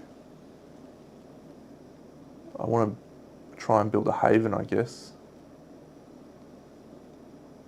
So he'll move twice and explore as well. And he's going to explore this hex over here. The Plains of Rune. Oh, I just remembered I put the wall there. Oh yeah, we're safe actually. That's good.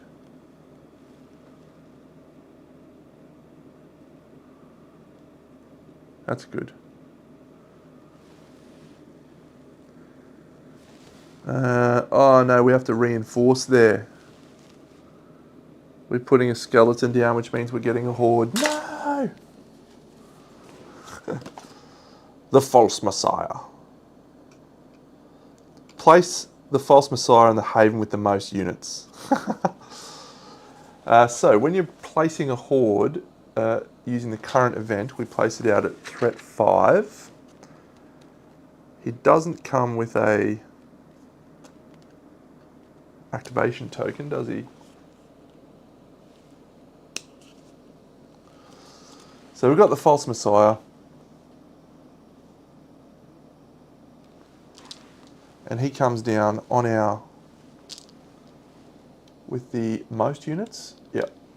So he comes down on our main territory, which is good for him. I'm not even going to get his model out because I reckon he's getting flogged here.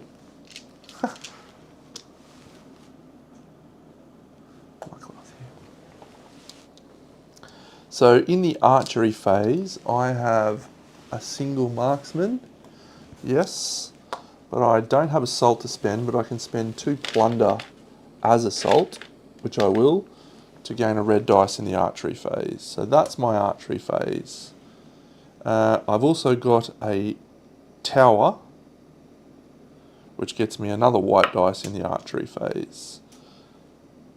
And he's getting 3 whites. Alright, so his roll, nothing but a shield. Our roll, 2 shields and a skull. I can't re-roll that. Waste of my salt there, very aggravating. Oh, I can buy any cards from the market. I don't have any salt. Okay, that's good. No one gets any damage. So his roll is a purple, a red, 2 blues, and a white. He's got a lightning bolt, but everything else is rubbish. So the lightning bolt, remove one haven of any player from play. Oh, this guy, man. Alright, we're removing that haven. This guy stinks. That's fine, because I'm about to flog him back now. Black, red, white, blue, plus a white and a blue from my tower. Yeah. 1, 2, 3, 4, 5, plus a shield, so I block his incoming attack. I can re-roll all dice of one colour. No, I don't want to do that. Don't want to lose that. So I'm doing 5 damage to him and suffering 1 back. So I will lose my little blue guy. But we have just killed the false messiah. So we gain 3 victory points, or 1 of our units here. Let's put down our elite unit. So I think we're going to need him. No, we'll take the victory points. 1, 2, 3. So we're up at 22. Oh. Okay. Good turn of events. So we'll do we can't do a command action because we don't have enough food, so we're going to have to do a move and explore again to get this next one, which has food on it. And we get 2 food. Place an activation token on the Legion or Horde with the fewest activation tokens. I'm putting it on the Bloodworm. He's going ballistic. So that way we get to roll a lot of dice. 2 food. If empty, place 2 garrisons here. Yep, I think we are going to go down in glorious defeat in this game. There's a lot of enemies on the board. We haven't done a good enough job rolling through them early on to slow them down. But we have enough food now to do the thing that I wanted to do, which is try and get our troops back.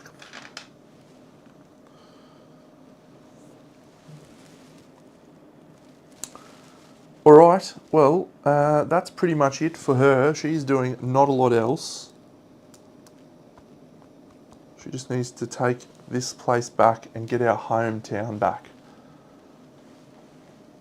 I've played about 6 or 7 games. I think I've had 3 wins, about 50%. And the games that I won, it's when you get a nice roll on early, you get your troops on the board, you've got enough resources, you get your havens out. But probably the hardest thing to remember about this game for me is it's not actually, like, sometimes the right thing to do is not to attack.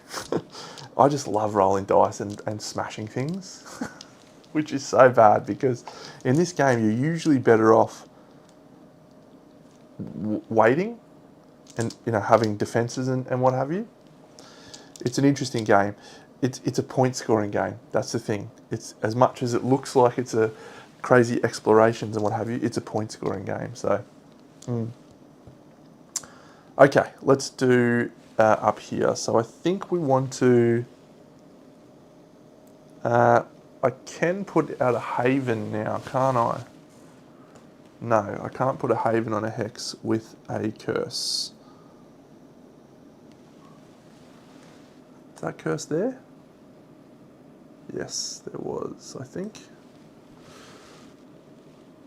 Actually, maybe it was here. There was 2 skeletons, they just turned into the false messiah. It's fine. I'll move twice and put out another haven over here where this guy is. Move twice, haven. Comes out with that. Because we're not doing a lot else this turn. So that's fine. And move to haven. And here we're just going to pay the food to command our troops forth into battle. And And she'll move down to where it is once so that she can move in. So she's got one action to come. Maybe this quest. All right, we've got a level 1 garrison. I've got no archery though. So the level 1 garrison blocks our incoming attack, does nothing. I'm going to flip this. I'm going to discard it actually to destroy 2 skeletons. And I'm going to claim 2 points for that. Good bow.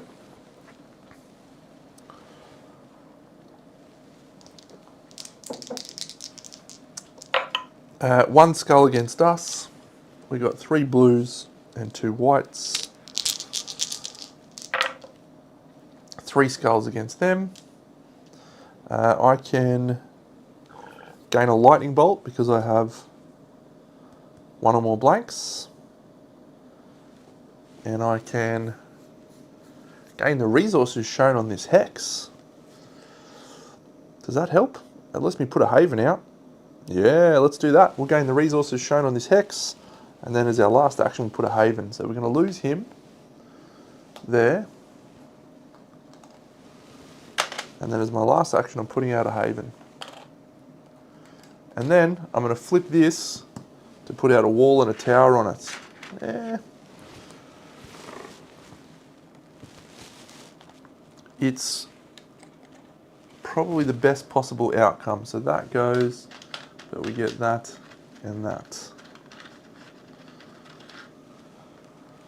Alright, so we've done that. Activate legions and hordes. So we do this in initiative order. So first is the assassin. So the assassin is going towards her target here. She's going to go 1, and then she's got a choice here. She goes towards these 2 skeletons. So the assassin's archery is as follows. A blue and 2 whites. She kills both skeletons before they even shut up and dance. So that's the assassin completely done. She has to put out... no, that's already at max on the capital, so that's fine. So the next one to activate is the Imperial Guard. So the Imperial Guard, their priority is their target. Using its priority. A hex with a haven, a hex with the fewest enemy units, an empty hex, any other hex. So I think it has to move closer to its target. So I think it's actually going to go this way, the Imperial Guard rather, 1 and 2 towards the plains of Run. The execution is going to do the same thing, 1, 2. So we're going to put out a garrison here and then a victory point for them. And that is both the executioner and the Imperial Guard all done. And I reckon I'm sending the bloodworm straight towards them. I don't think I can. I think I messed up. I think he goes here and then here. And then I think he comes in here. I've messed up. All right, bloodworm. First token. So the bloodworm is he's a behemoth. He's at level 7. What is this guy doing? 3 reds versus this is a level 3 garrison though, so that's fine. We block both, and we do 1 wound. Yes. Go, little garrison. Alright, the garrison is rolling 2 blues, 2 yellows, and a white. And the bloodworm is rolling a black, 3 reds, and a purple. Oh, this bloodworm is an animal.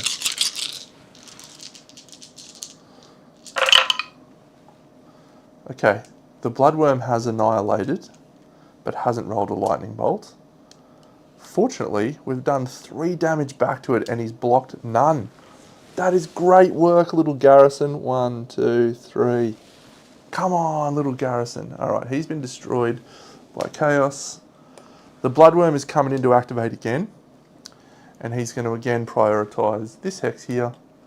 So we're going to do an archery phase again. He's only 1 red now. This might work out well for us. He does nothing, and the garrison gets another wound on him. Okay, so now can we... Oh, did I get victory points for... I didn't get victory points for killing that garrison. All right, 2 red plays, 1 blue, 2 yellow, and a white. The garrison's on fire. Oh, it was 4 reds and a purple, was it? Oh. Mutual destruction. 1, 2, 1, 2. The bloodworm's destroyed. I was hoping to get to us with 1, because now the Legion gets 4 points. 29.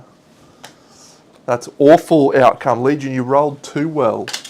You rolled too well. All right. Resource production. That was fun. It's a hard game to win, though. It's a hard game to win. So, resource production. So, here I'm going to get 4 plus 3 is 6, so 10. So, I'm actually just going to spend these for victory points right now. It's 5 resources per pop. So, 10 is just two victory points for these guys. And then here, we're just gaining 3 resources. So, with those 3 plus that, we're going to gain 1 victory point.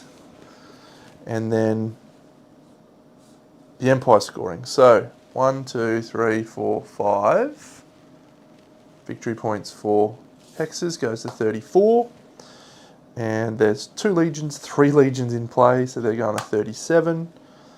And there is 3 factions on the Imperial Graveyard, which gets them another 6 points to go to 43. That'll be tough to run down.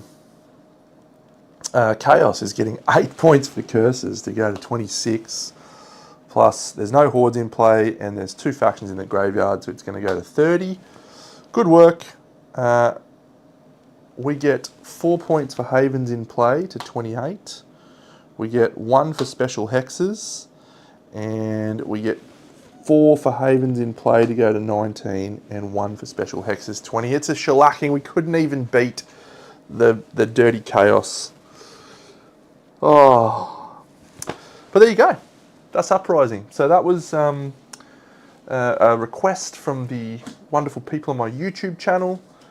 We did a little quiz to see who would, what game we play next, and Uprising was second on the list, but I promised people that I'd play it. So there you go. I really like it. I'm really keen to try the solo mode out. You know, I feel like these quests, you know, they're obviously tailored towards not solo. So yeah, I think having the chapters work better, specifically for solo. Having 2 heroes of the same faction is going to be really fun. And yeah, I like it.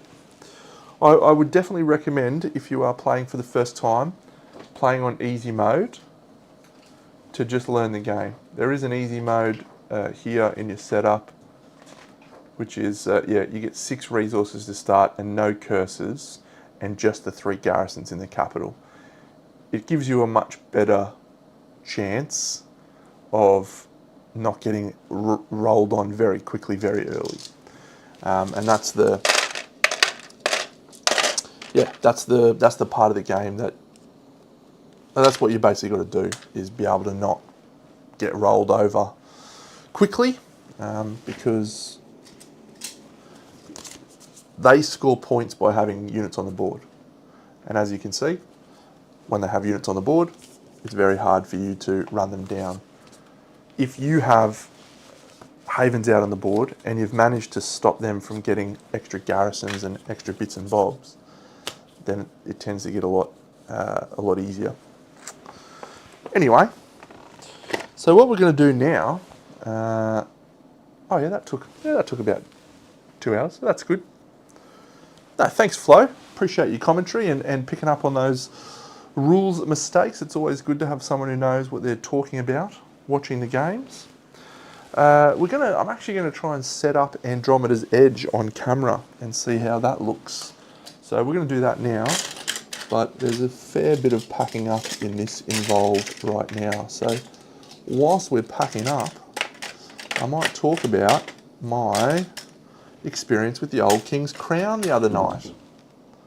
So I played stand by.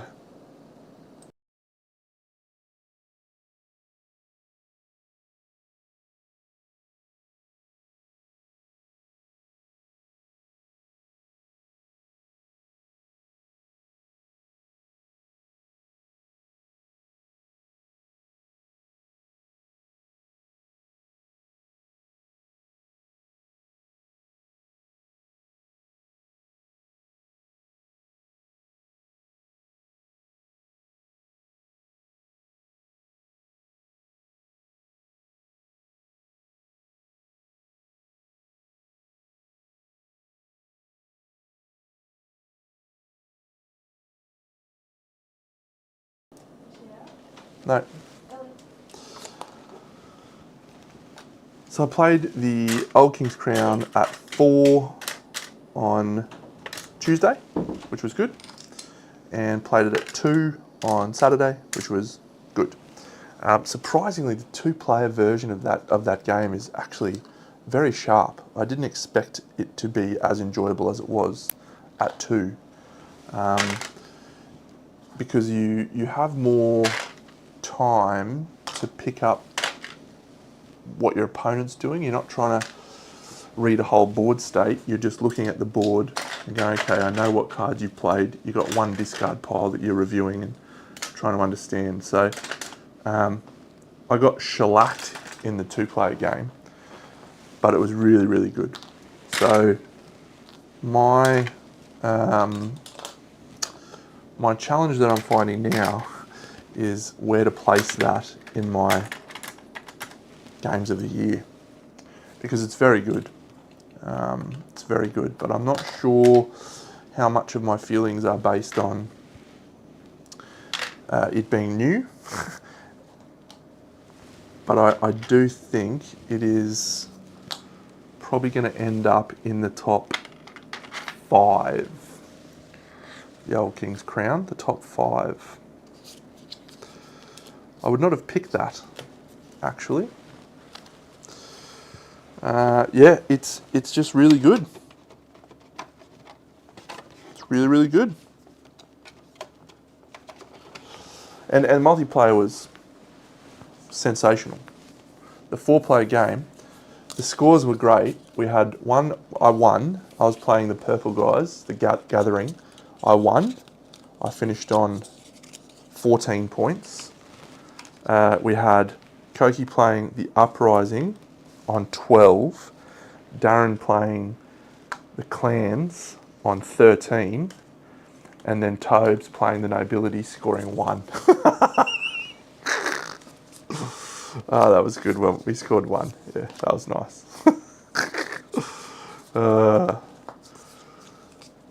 So yes, it's hard for me, I think, to say that it's going to be number 1. I just don't think I've got enough plays to justify it being number 1. As much as I sort of want to give it number 1 because I think it's that good, but yeah, tricky.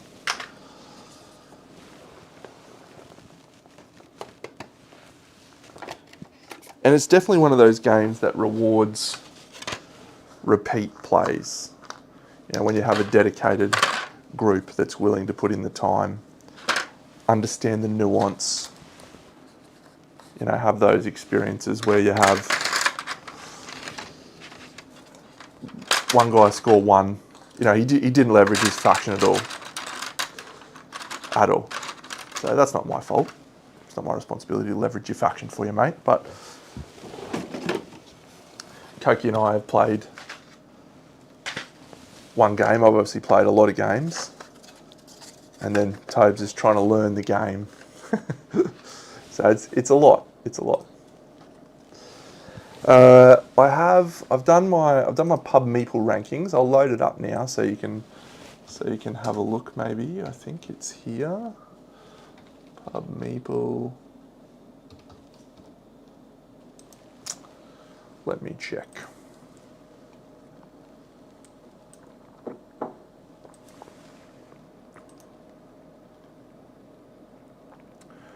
So I should be able to bring this up.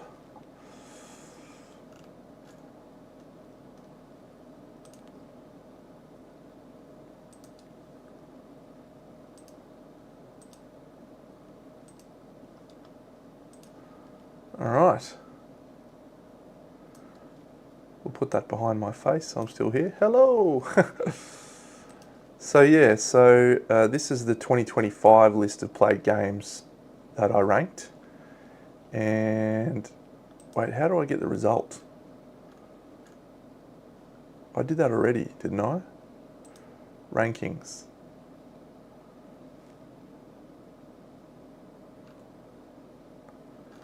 No. Results. There we go. This one. Okay. So yes, so this was my top list of games that I've played this year. So I'm going to do something that I saw Shaggy from Totally Tabled do, which is basically have a Hall of Fame and eliminate a game from the rankings, because Kingdom Death played 2 campaigns, actually played 3 I think this year. It was amazing, had a great time. Every time I was trying to select which one I liked, it was the winner. So I need to remove it from my rankings for the moment, I think, because it is always on my list. So I'm going to put it in a Hall of Fame, so as to say that it is always on the top of one of my lists, and that's just how it is. Yeah. So the Old King's Crown's, and Mage Knight's obviously the same. I think I played Mage Knight 6 times this year, which was the best, because Mage Knight is the best. So yes, that's where my list is for the moment. And the thing about it, as I said, it just surprised me that I had the Old King's Crown at number 3. Yeah, Unstoppable. I actually just got the expansion, Tyrant's End. It wasn't available in Australia for a long time, so I got Tyrant's End, and I literally just unpacked that yesterday, and I'm pretty keen to play that. Yeah, so that's really, really good.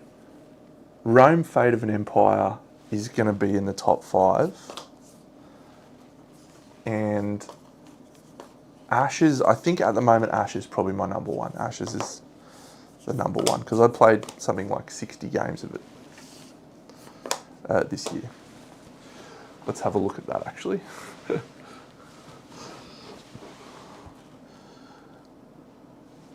We'll look at the 2025.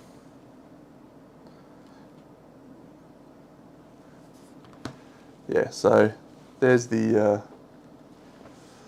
play stats for the last 365 days. But if we go to this year, yeah, Ashes played 57 times. Hadrian's Wall, Skytear Horde played a lot of. Civolution actually was one I wasn't sort of expecting to score as highly as it did. Kinfire Chronicles, Leviathan Wilds, Unstoppable. Yeah, I think I'll probably just do a recording of Unstoppable, maybe. I mean, I could live stream it if you want me to live stream. I'm happy to do that. I can live stream it on Monday. I'm sort of planning on doing Andromeda's Edge at the moment, but yeah, if that's something you're keen on, happy to do it. One that surprised me was Elder Scrolls placement in the rankings. If we go back to this, 13th. I thought it would be higher. I genuinely thought Elder Scrolls would be number 1 with a bullet, and it was not. Like at the start of the year, the only game I could talk about was Elder Scrolls. And there's an odd one on there, which is Clash of Cultures. I think we've played 3 games of that this year. 3 Clash of Cultures. 2. And but every time I play it, we're always just saying, wow, I actually really like that game. Yeah, I really like that game too. We should play that game more. Yeah, we should. So that was just to get my thoughts going, because I do a video, or I will be doing a video on my overall winners for the year.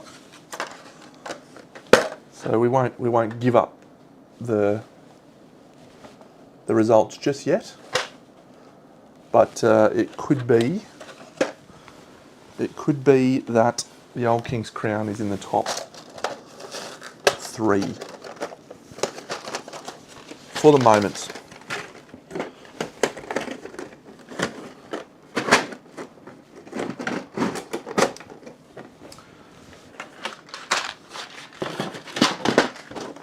So is Unstoppable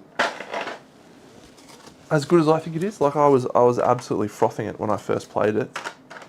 I think I've got 2 or 3 playthroughs on the channel of it. I think it's awesome.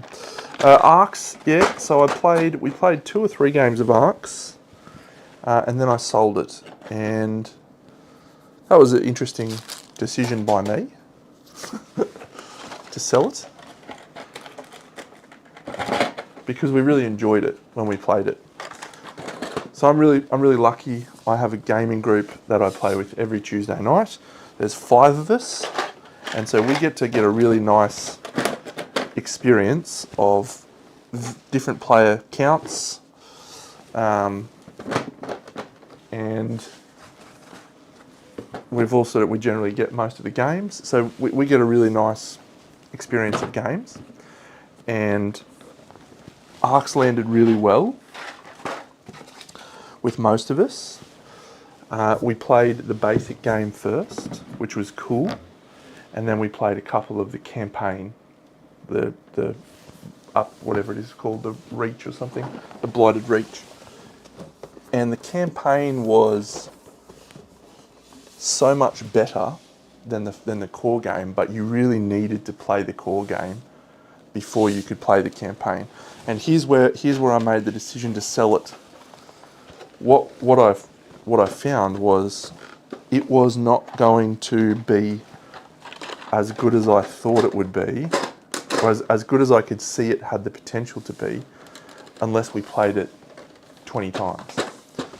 If you had a group that was willing to play that game 20 times, it's incredible. My group's willing to play. Like, we played Ticket to Ride Legacy. We're at of all games, we're about to play our 12th game and finish the campaign next week probably. So we're willing to play games like that, but it's also a 4-player game, and that was the sticking point. So I was like, it's a 4-player game, so we're only going to play it when we have someone away, and if someone's away, are we going to play a campaign style game that's best at multiple games? So it just didn't. I couldn't see it being the right fit for our group, which is a real shame, because I was really excited for it. All right, I'm not using these little dice trays; they can get wrecked. Cool colours though. So yeah, that's where I ended up with Arcs.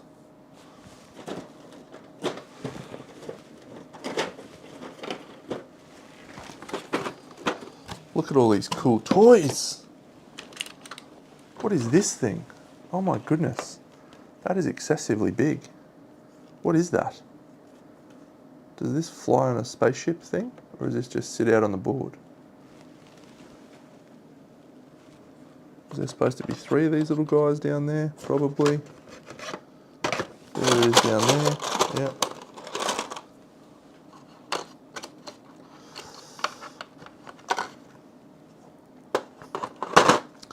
It's a pretty competitive space staying on my shelves. If a game stays on my shelves, it usually means it is a incredible game that I see myself playing for a long time to come. What are these? Okay, fine. Alright, we're the purple guys. The purple guys. That's who I always play in every game. I don't know what any of these things do yet. So this game's Dwellings of Eldervale, which I have played a number of. So I'm hoping that it won't be too difficult for me to pick up the nuances of this game. I do think there is an excessive amount of plastic, both from a little container perspective and from a little spaceship's perspective. We'll find out soon. This is our resource trays, very nice. What is this? This is some stuff. What is this? Oh yes, this is the things to put the developments on. I think they're called developments. Or have the developments in there already. Okay.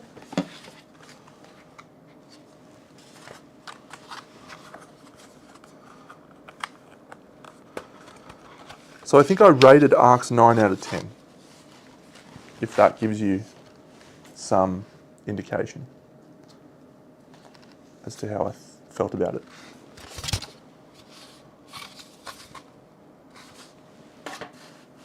Don't know what they're for.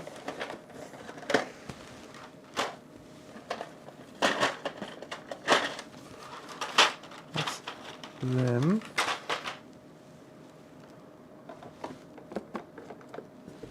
Does this come out? It does. Market display, right. Switch back to the big view. Cool. There's lots of little toys in here. It's exciting. Oops, bump all my cameras.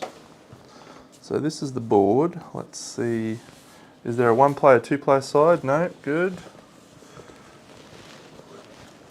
How's the view? Are we going to fit it in or do we need to move the camera up? Oh my God, it's so big.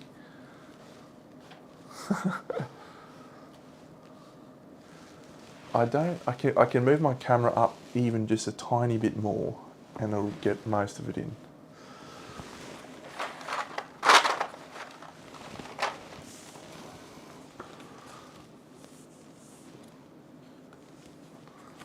Okay. That's a big game. No, you should have a really good time with it. You should have a really good time.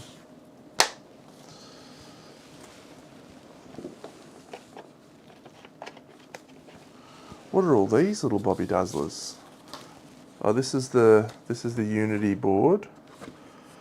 Okay, so that just flips one direction so you can have the thing slide out that way. So we want that. Over here. These go here. Okay, very nice. Very nice. Yep.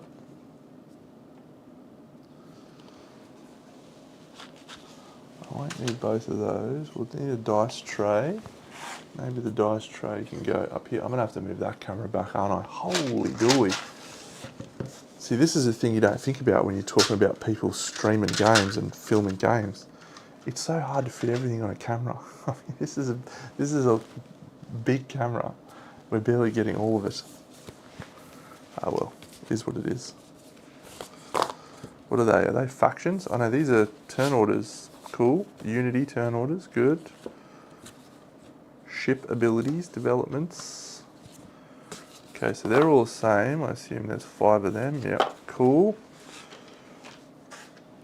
So we just need one of these, like that, for our spaceships.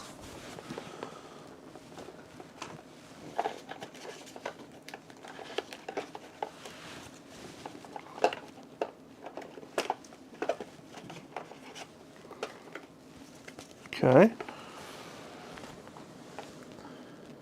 Unity probe. These are all the factions. Cool. I think there's one called the... Yeah, let's just play these guys. Arkanoan Shipwrights. I read a little thing about them today. A lot of factions. So, okay, so we can get that sort of there. It's fine. So that can be off to the side. This can probably go here-ish, actually.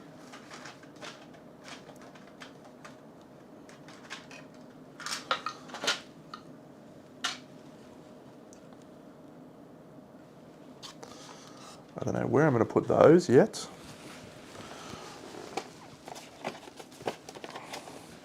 This is a scrapyard, so this needs to be visible as well.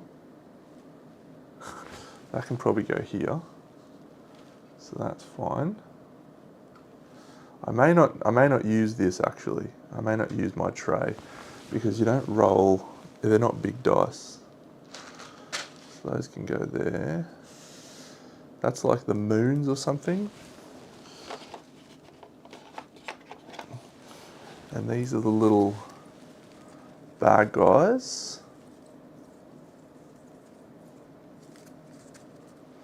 Is it fine?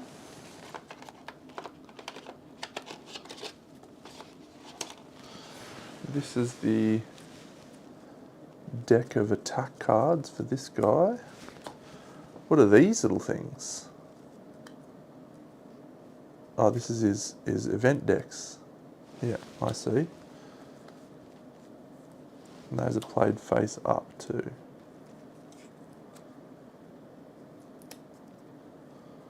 Shit sleeves. Okay.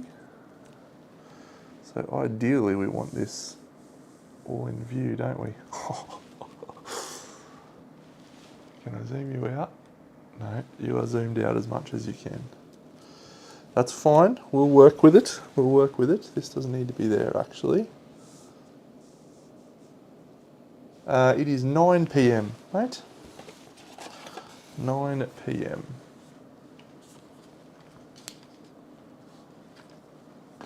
So that's our little event thing. Cool.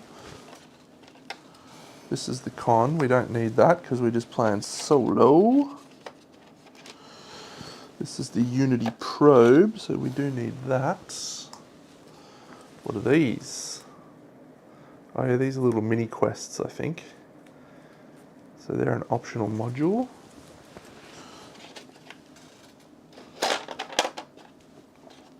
Yep. Okay, bad guy dice. Very good. Alright, I think we've got everything out that we need to try and put in the shot.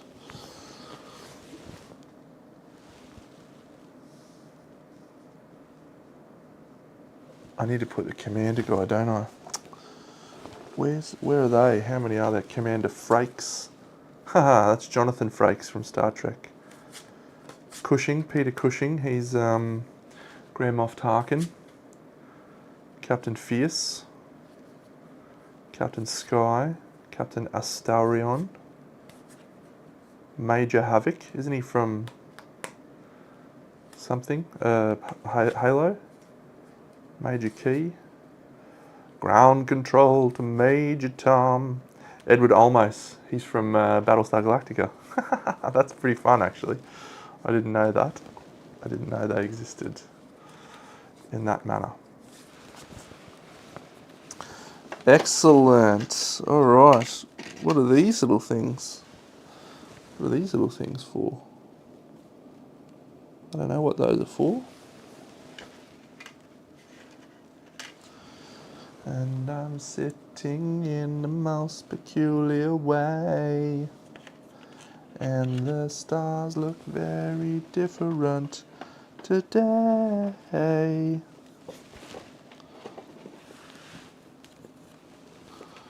Here and I'm floating in a tin can. Do my ships have spaces for things? No. Why do my ships not get to fly through the sky? That's very crappy. Okay, I think this will take a little bit more time for me to muck around with, but I hope you've all had a good session tonight watching me play Uprising, Curse of the Last Emperor. And as you can tell, this is what we'll be trying to play next, once I've learnt it, which we'll do over the next few days. But yes, thank you all. I'll catch you all in the next stream or episode playthrough.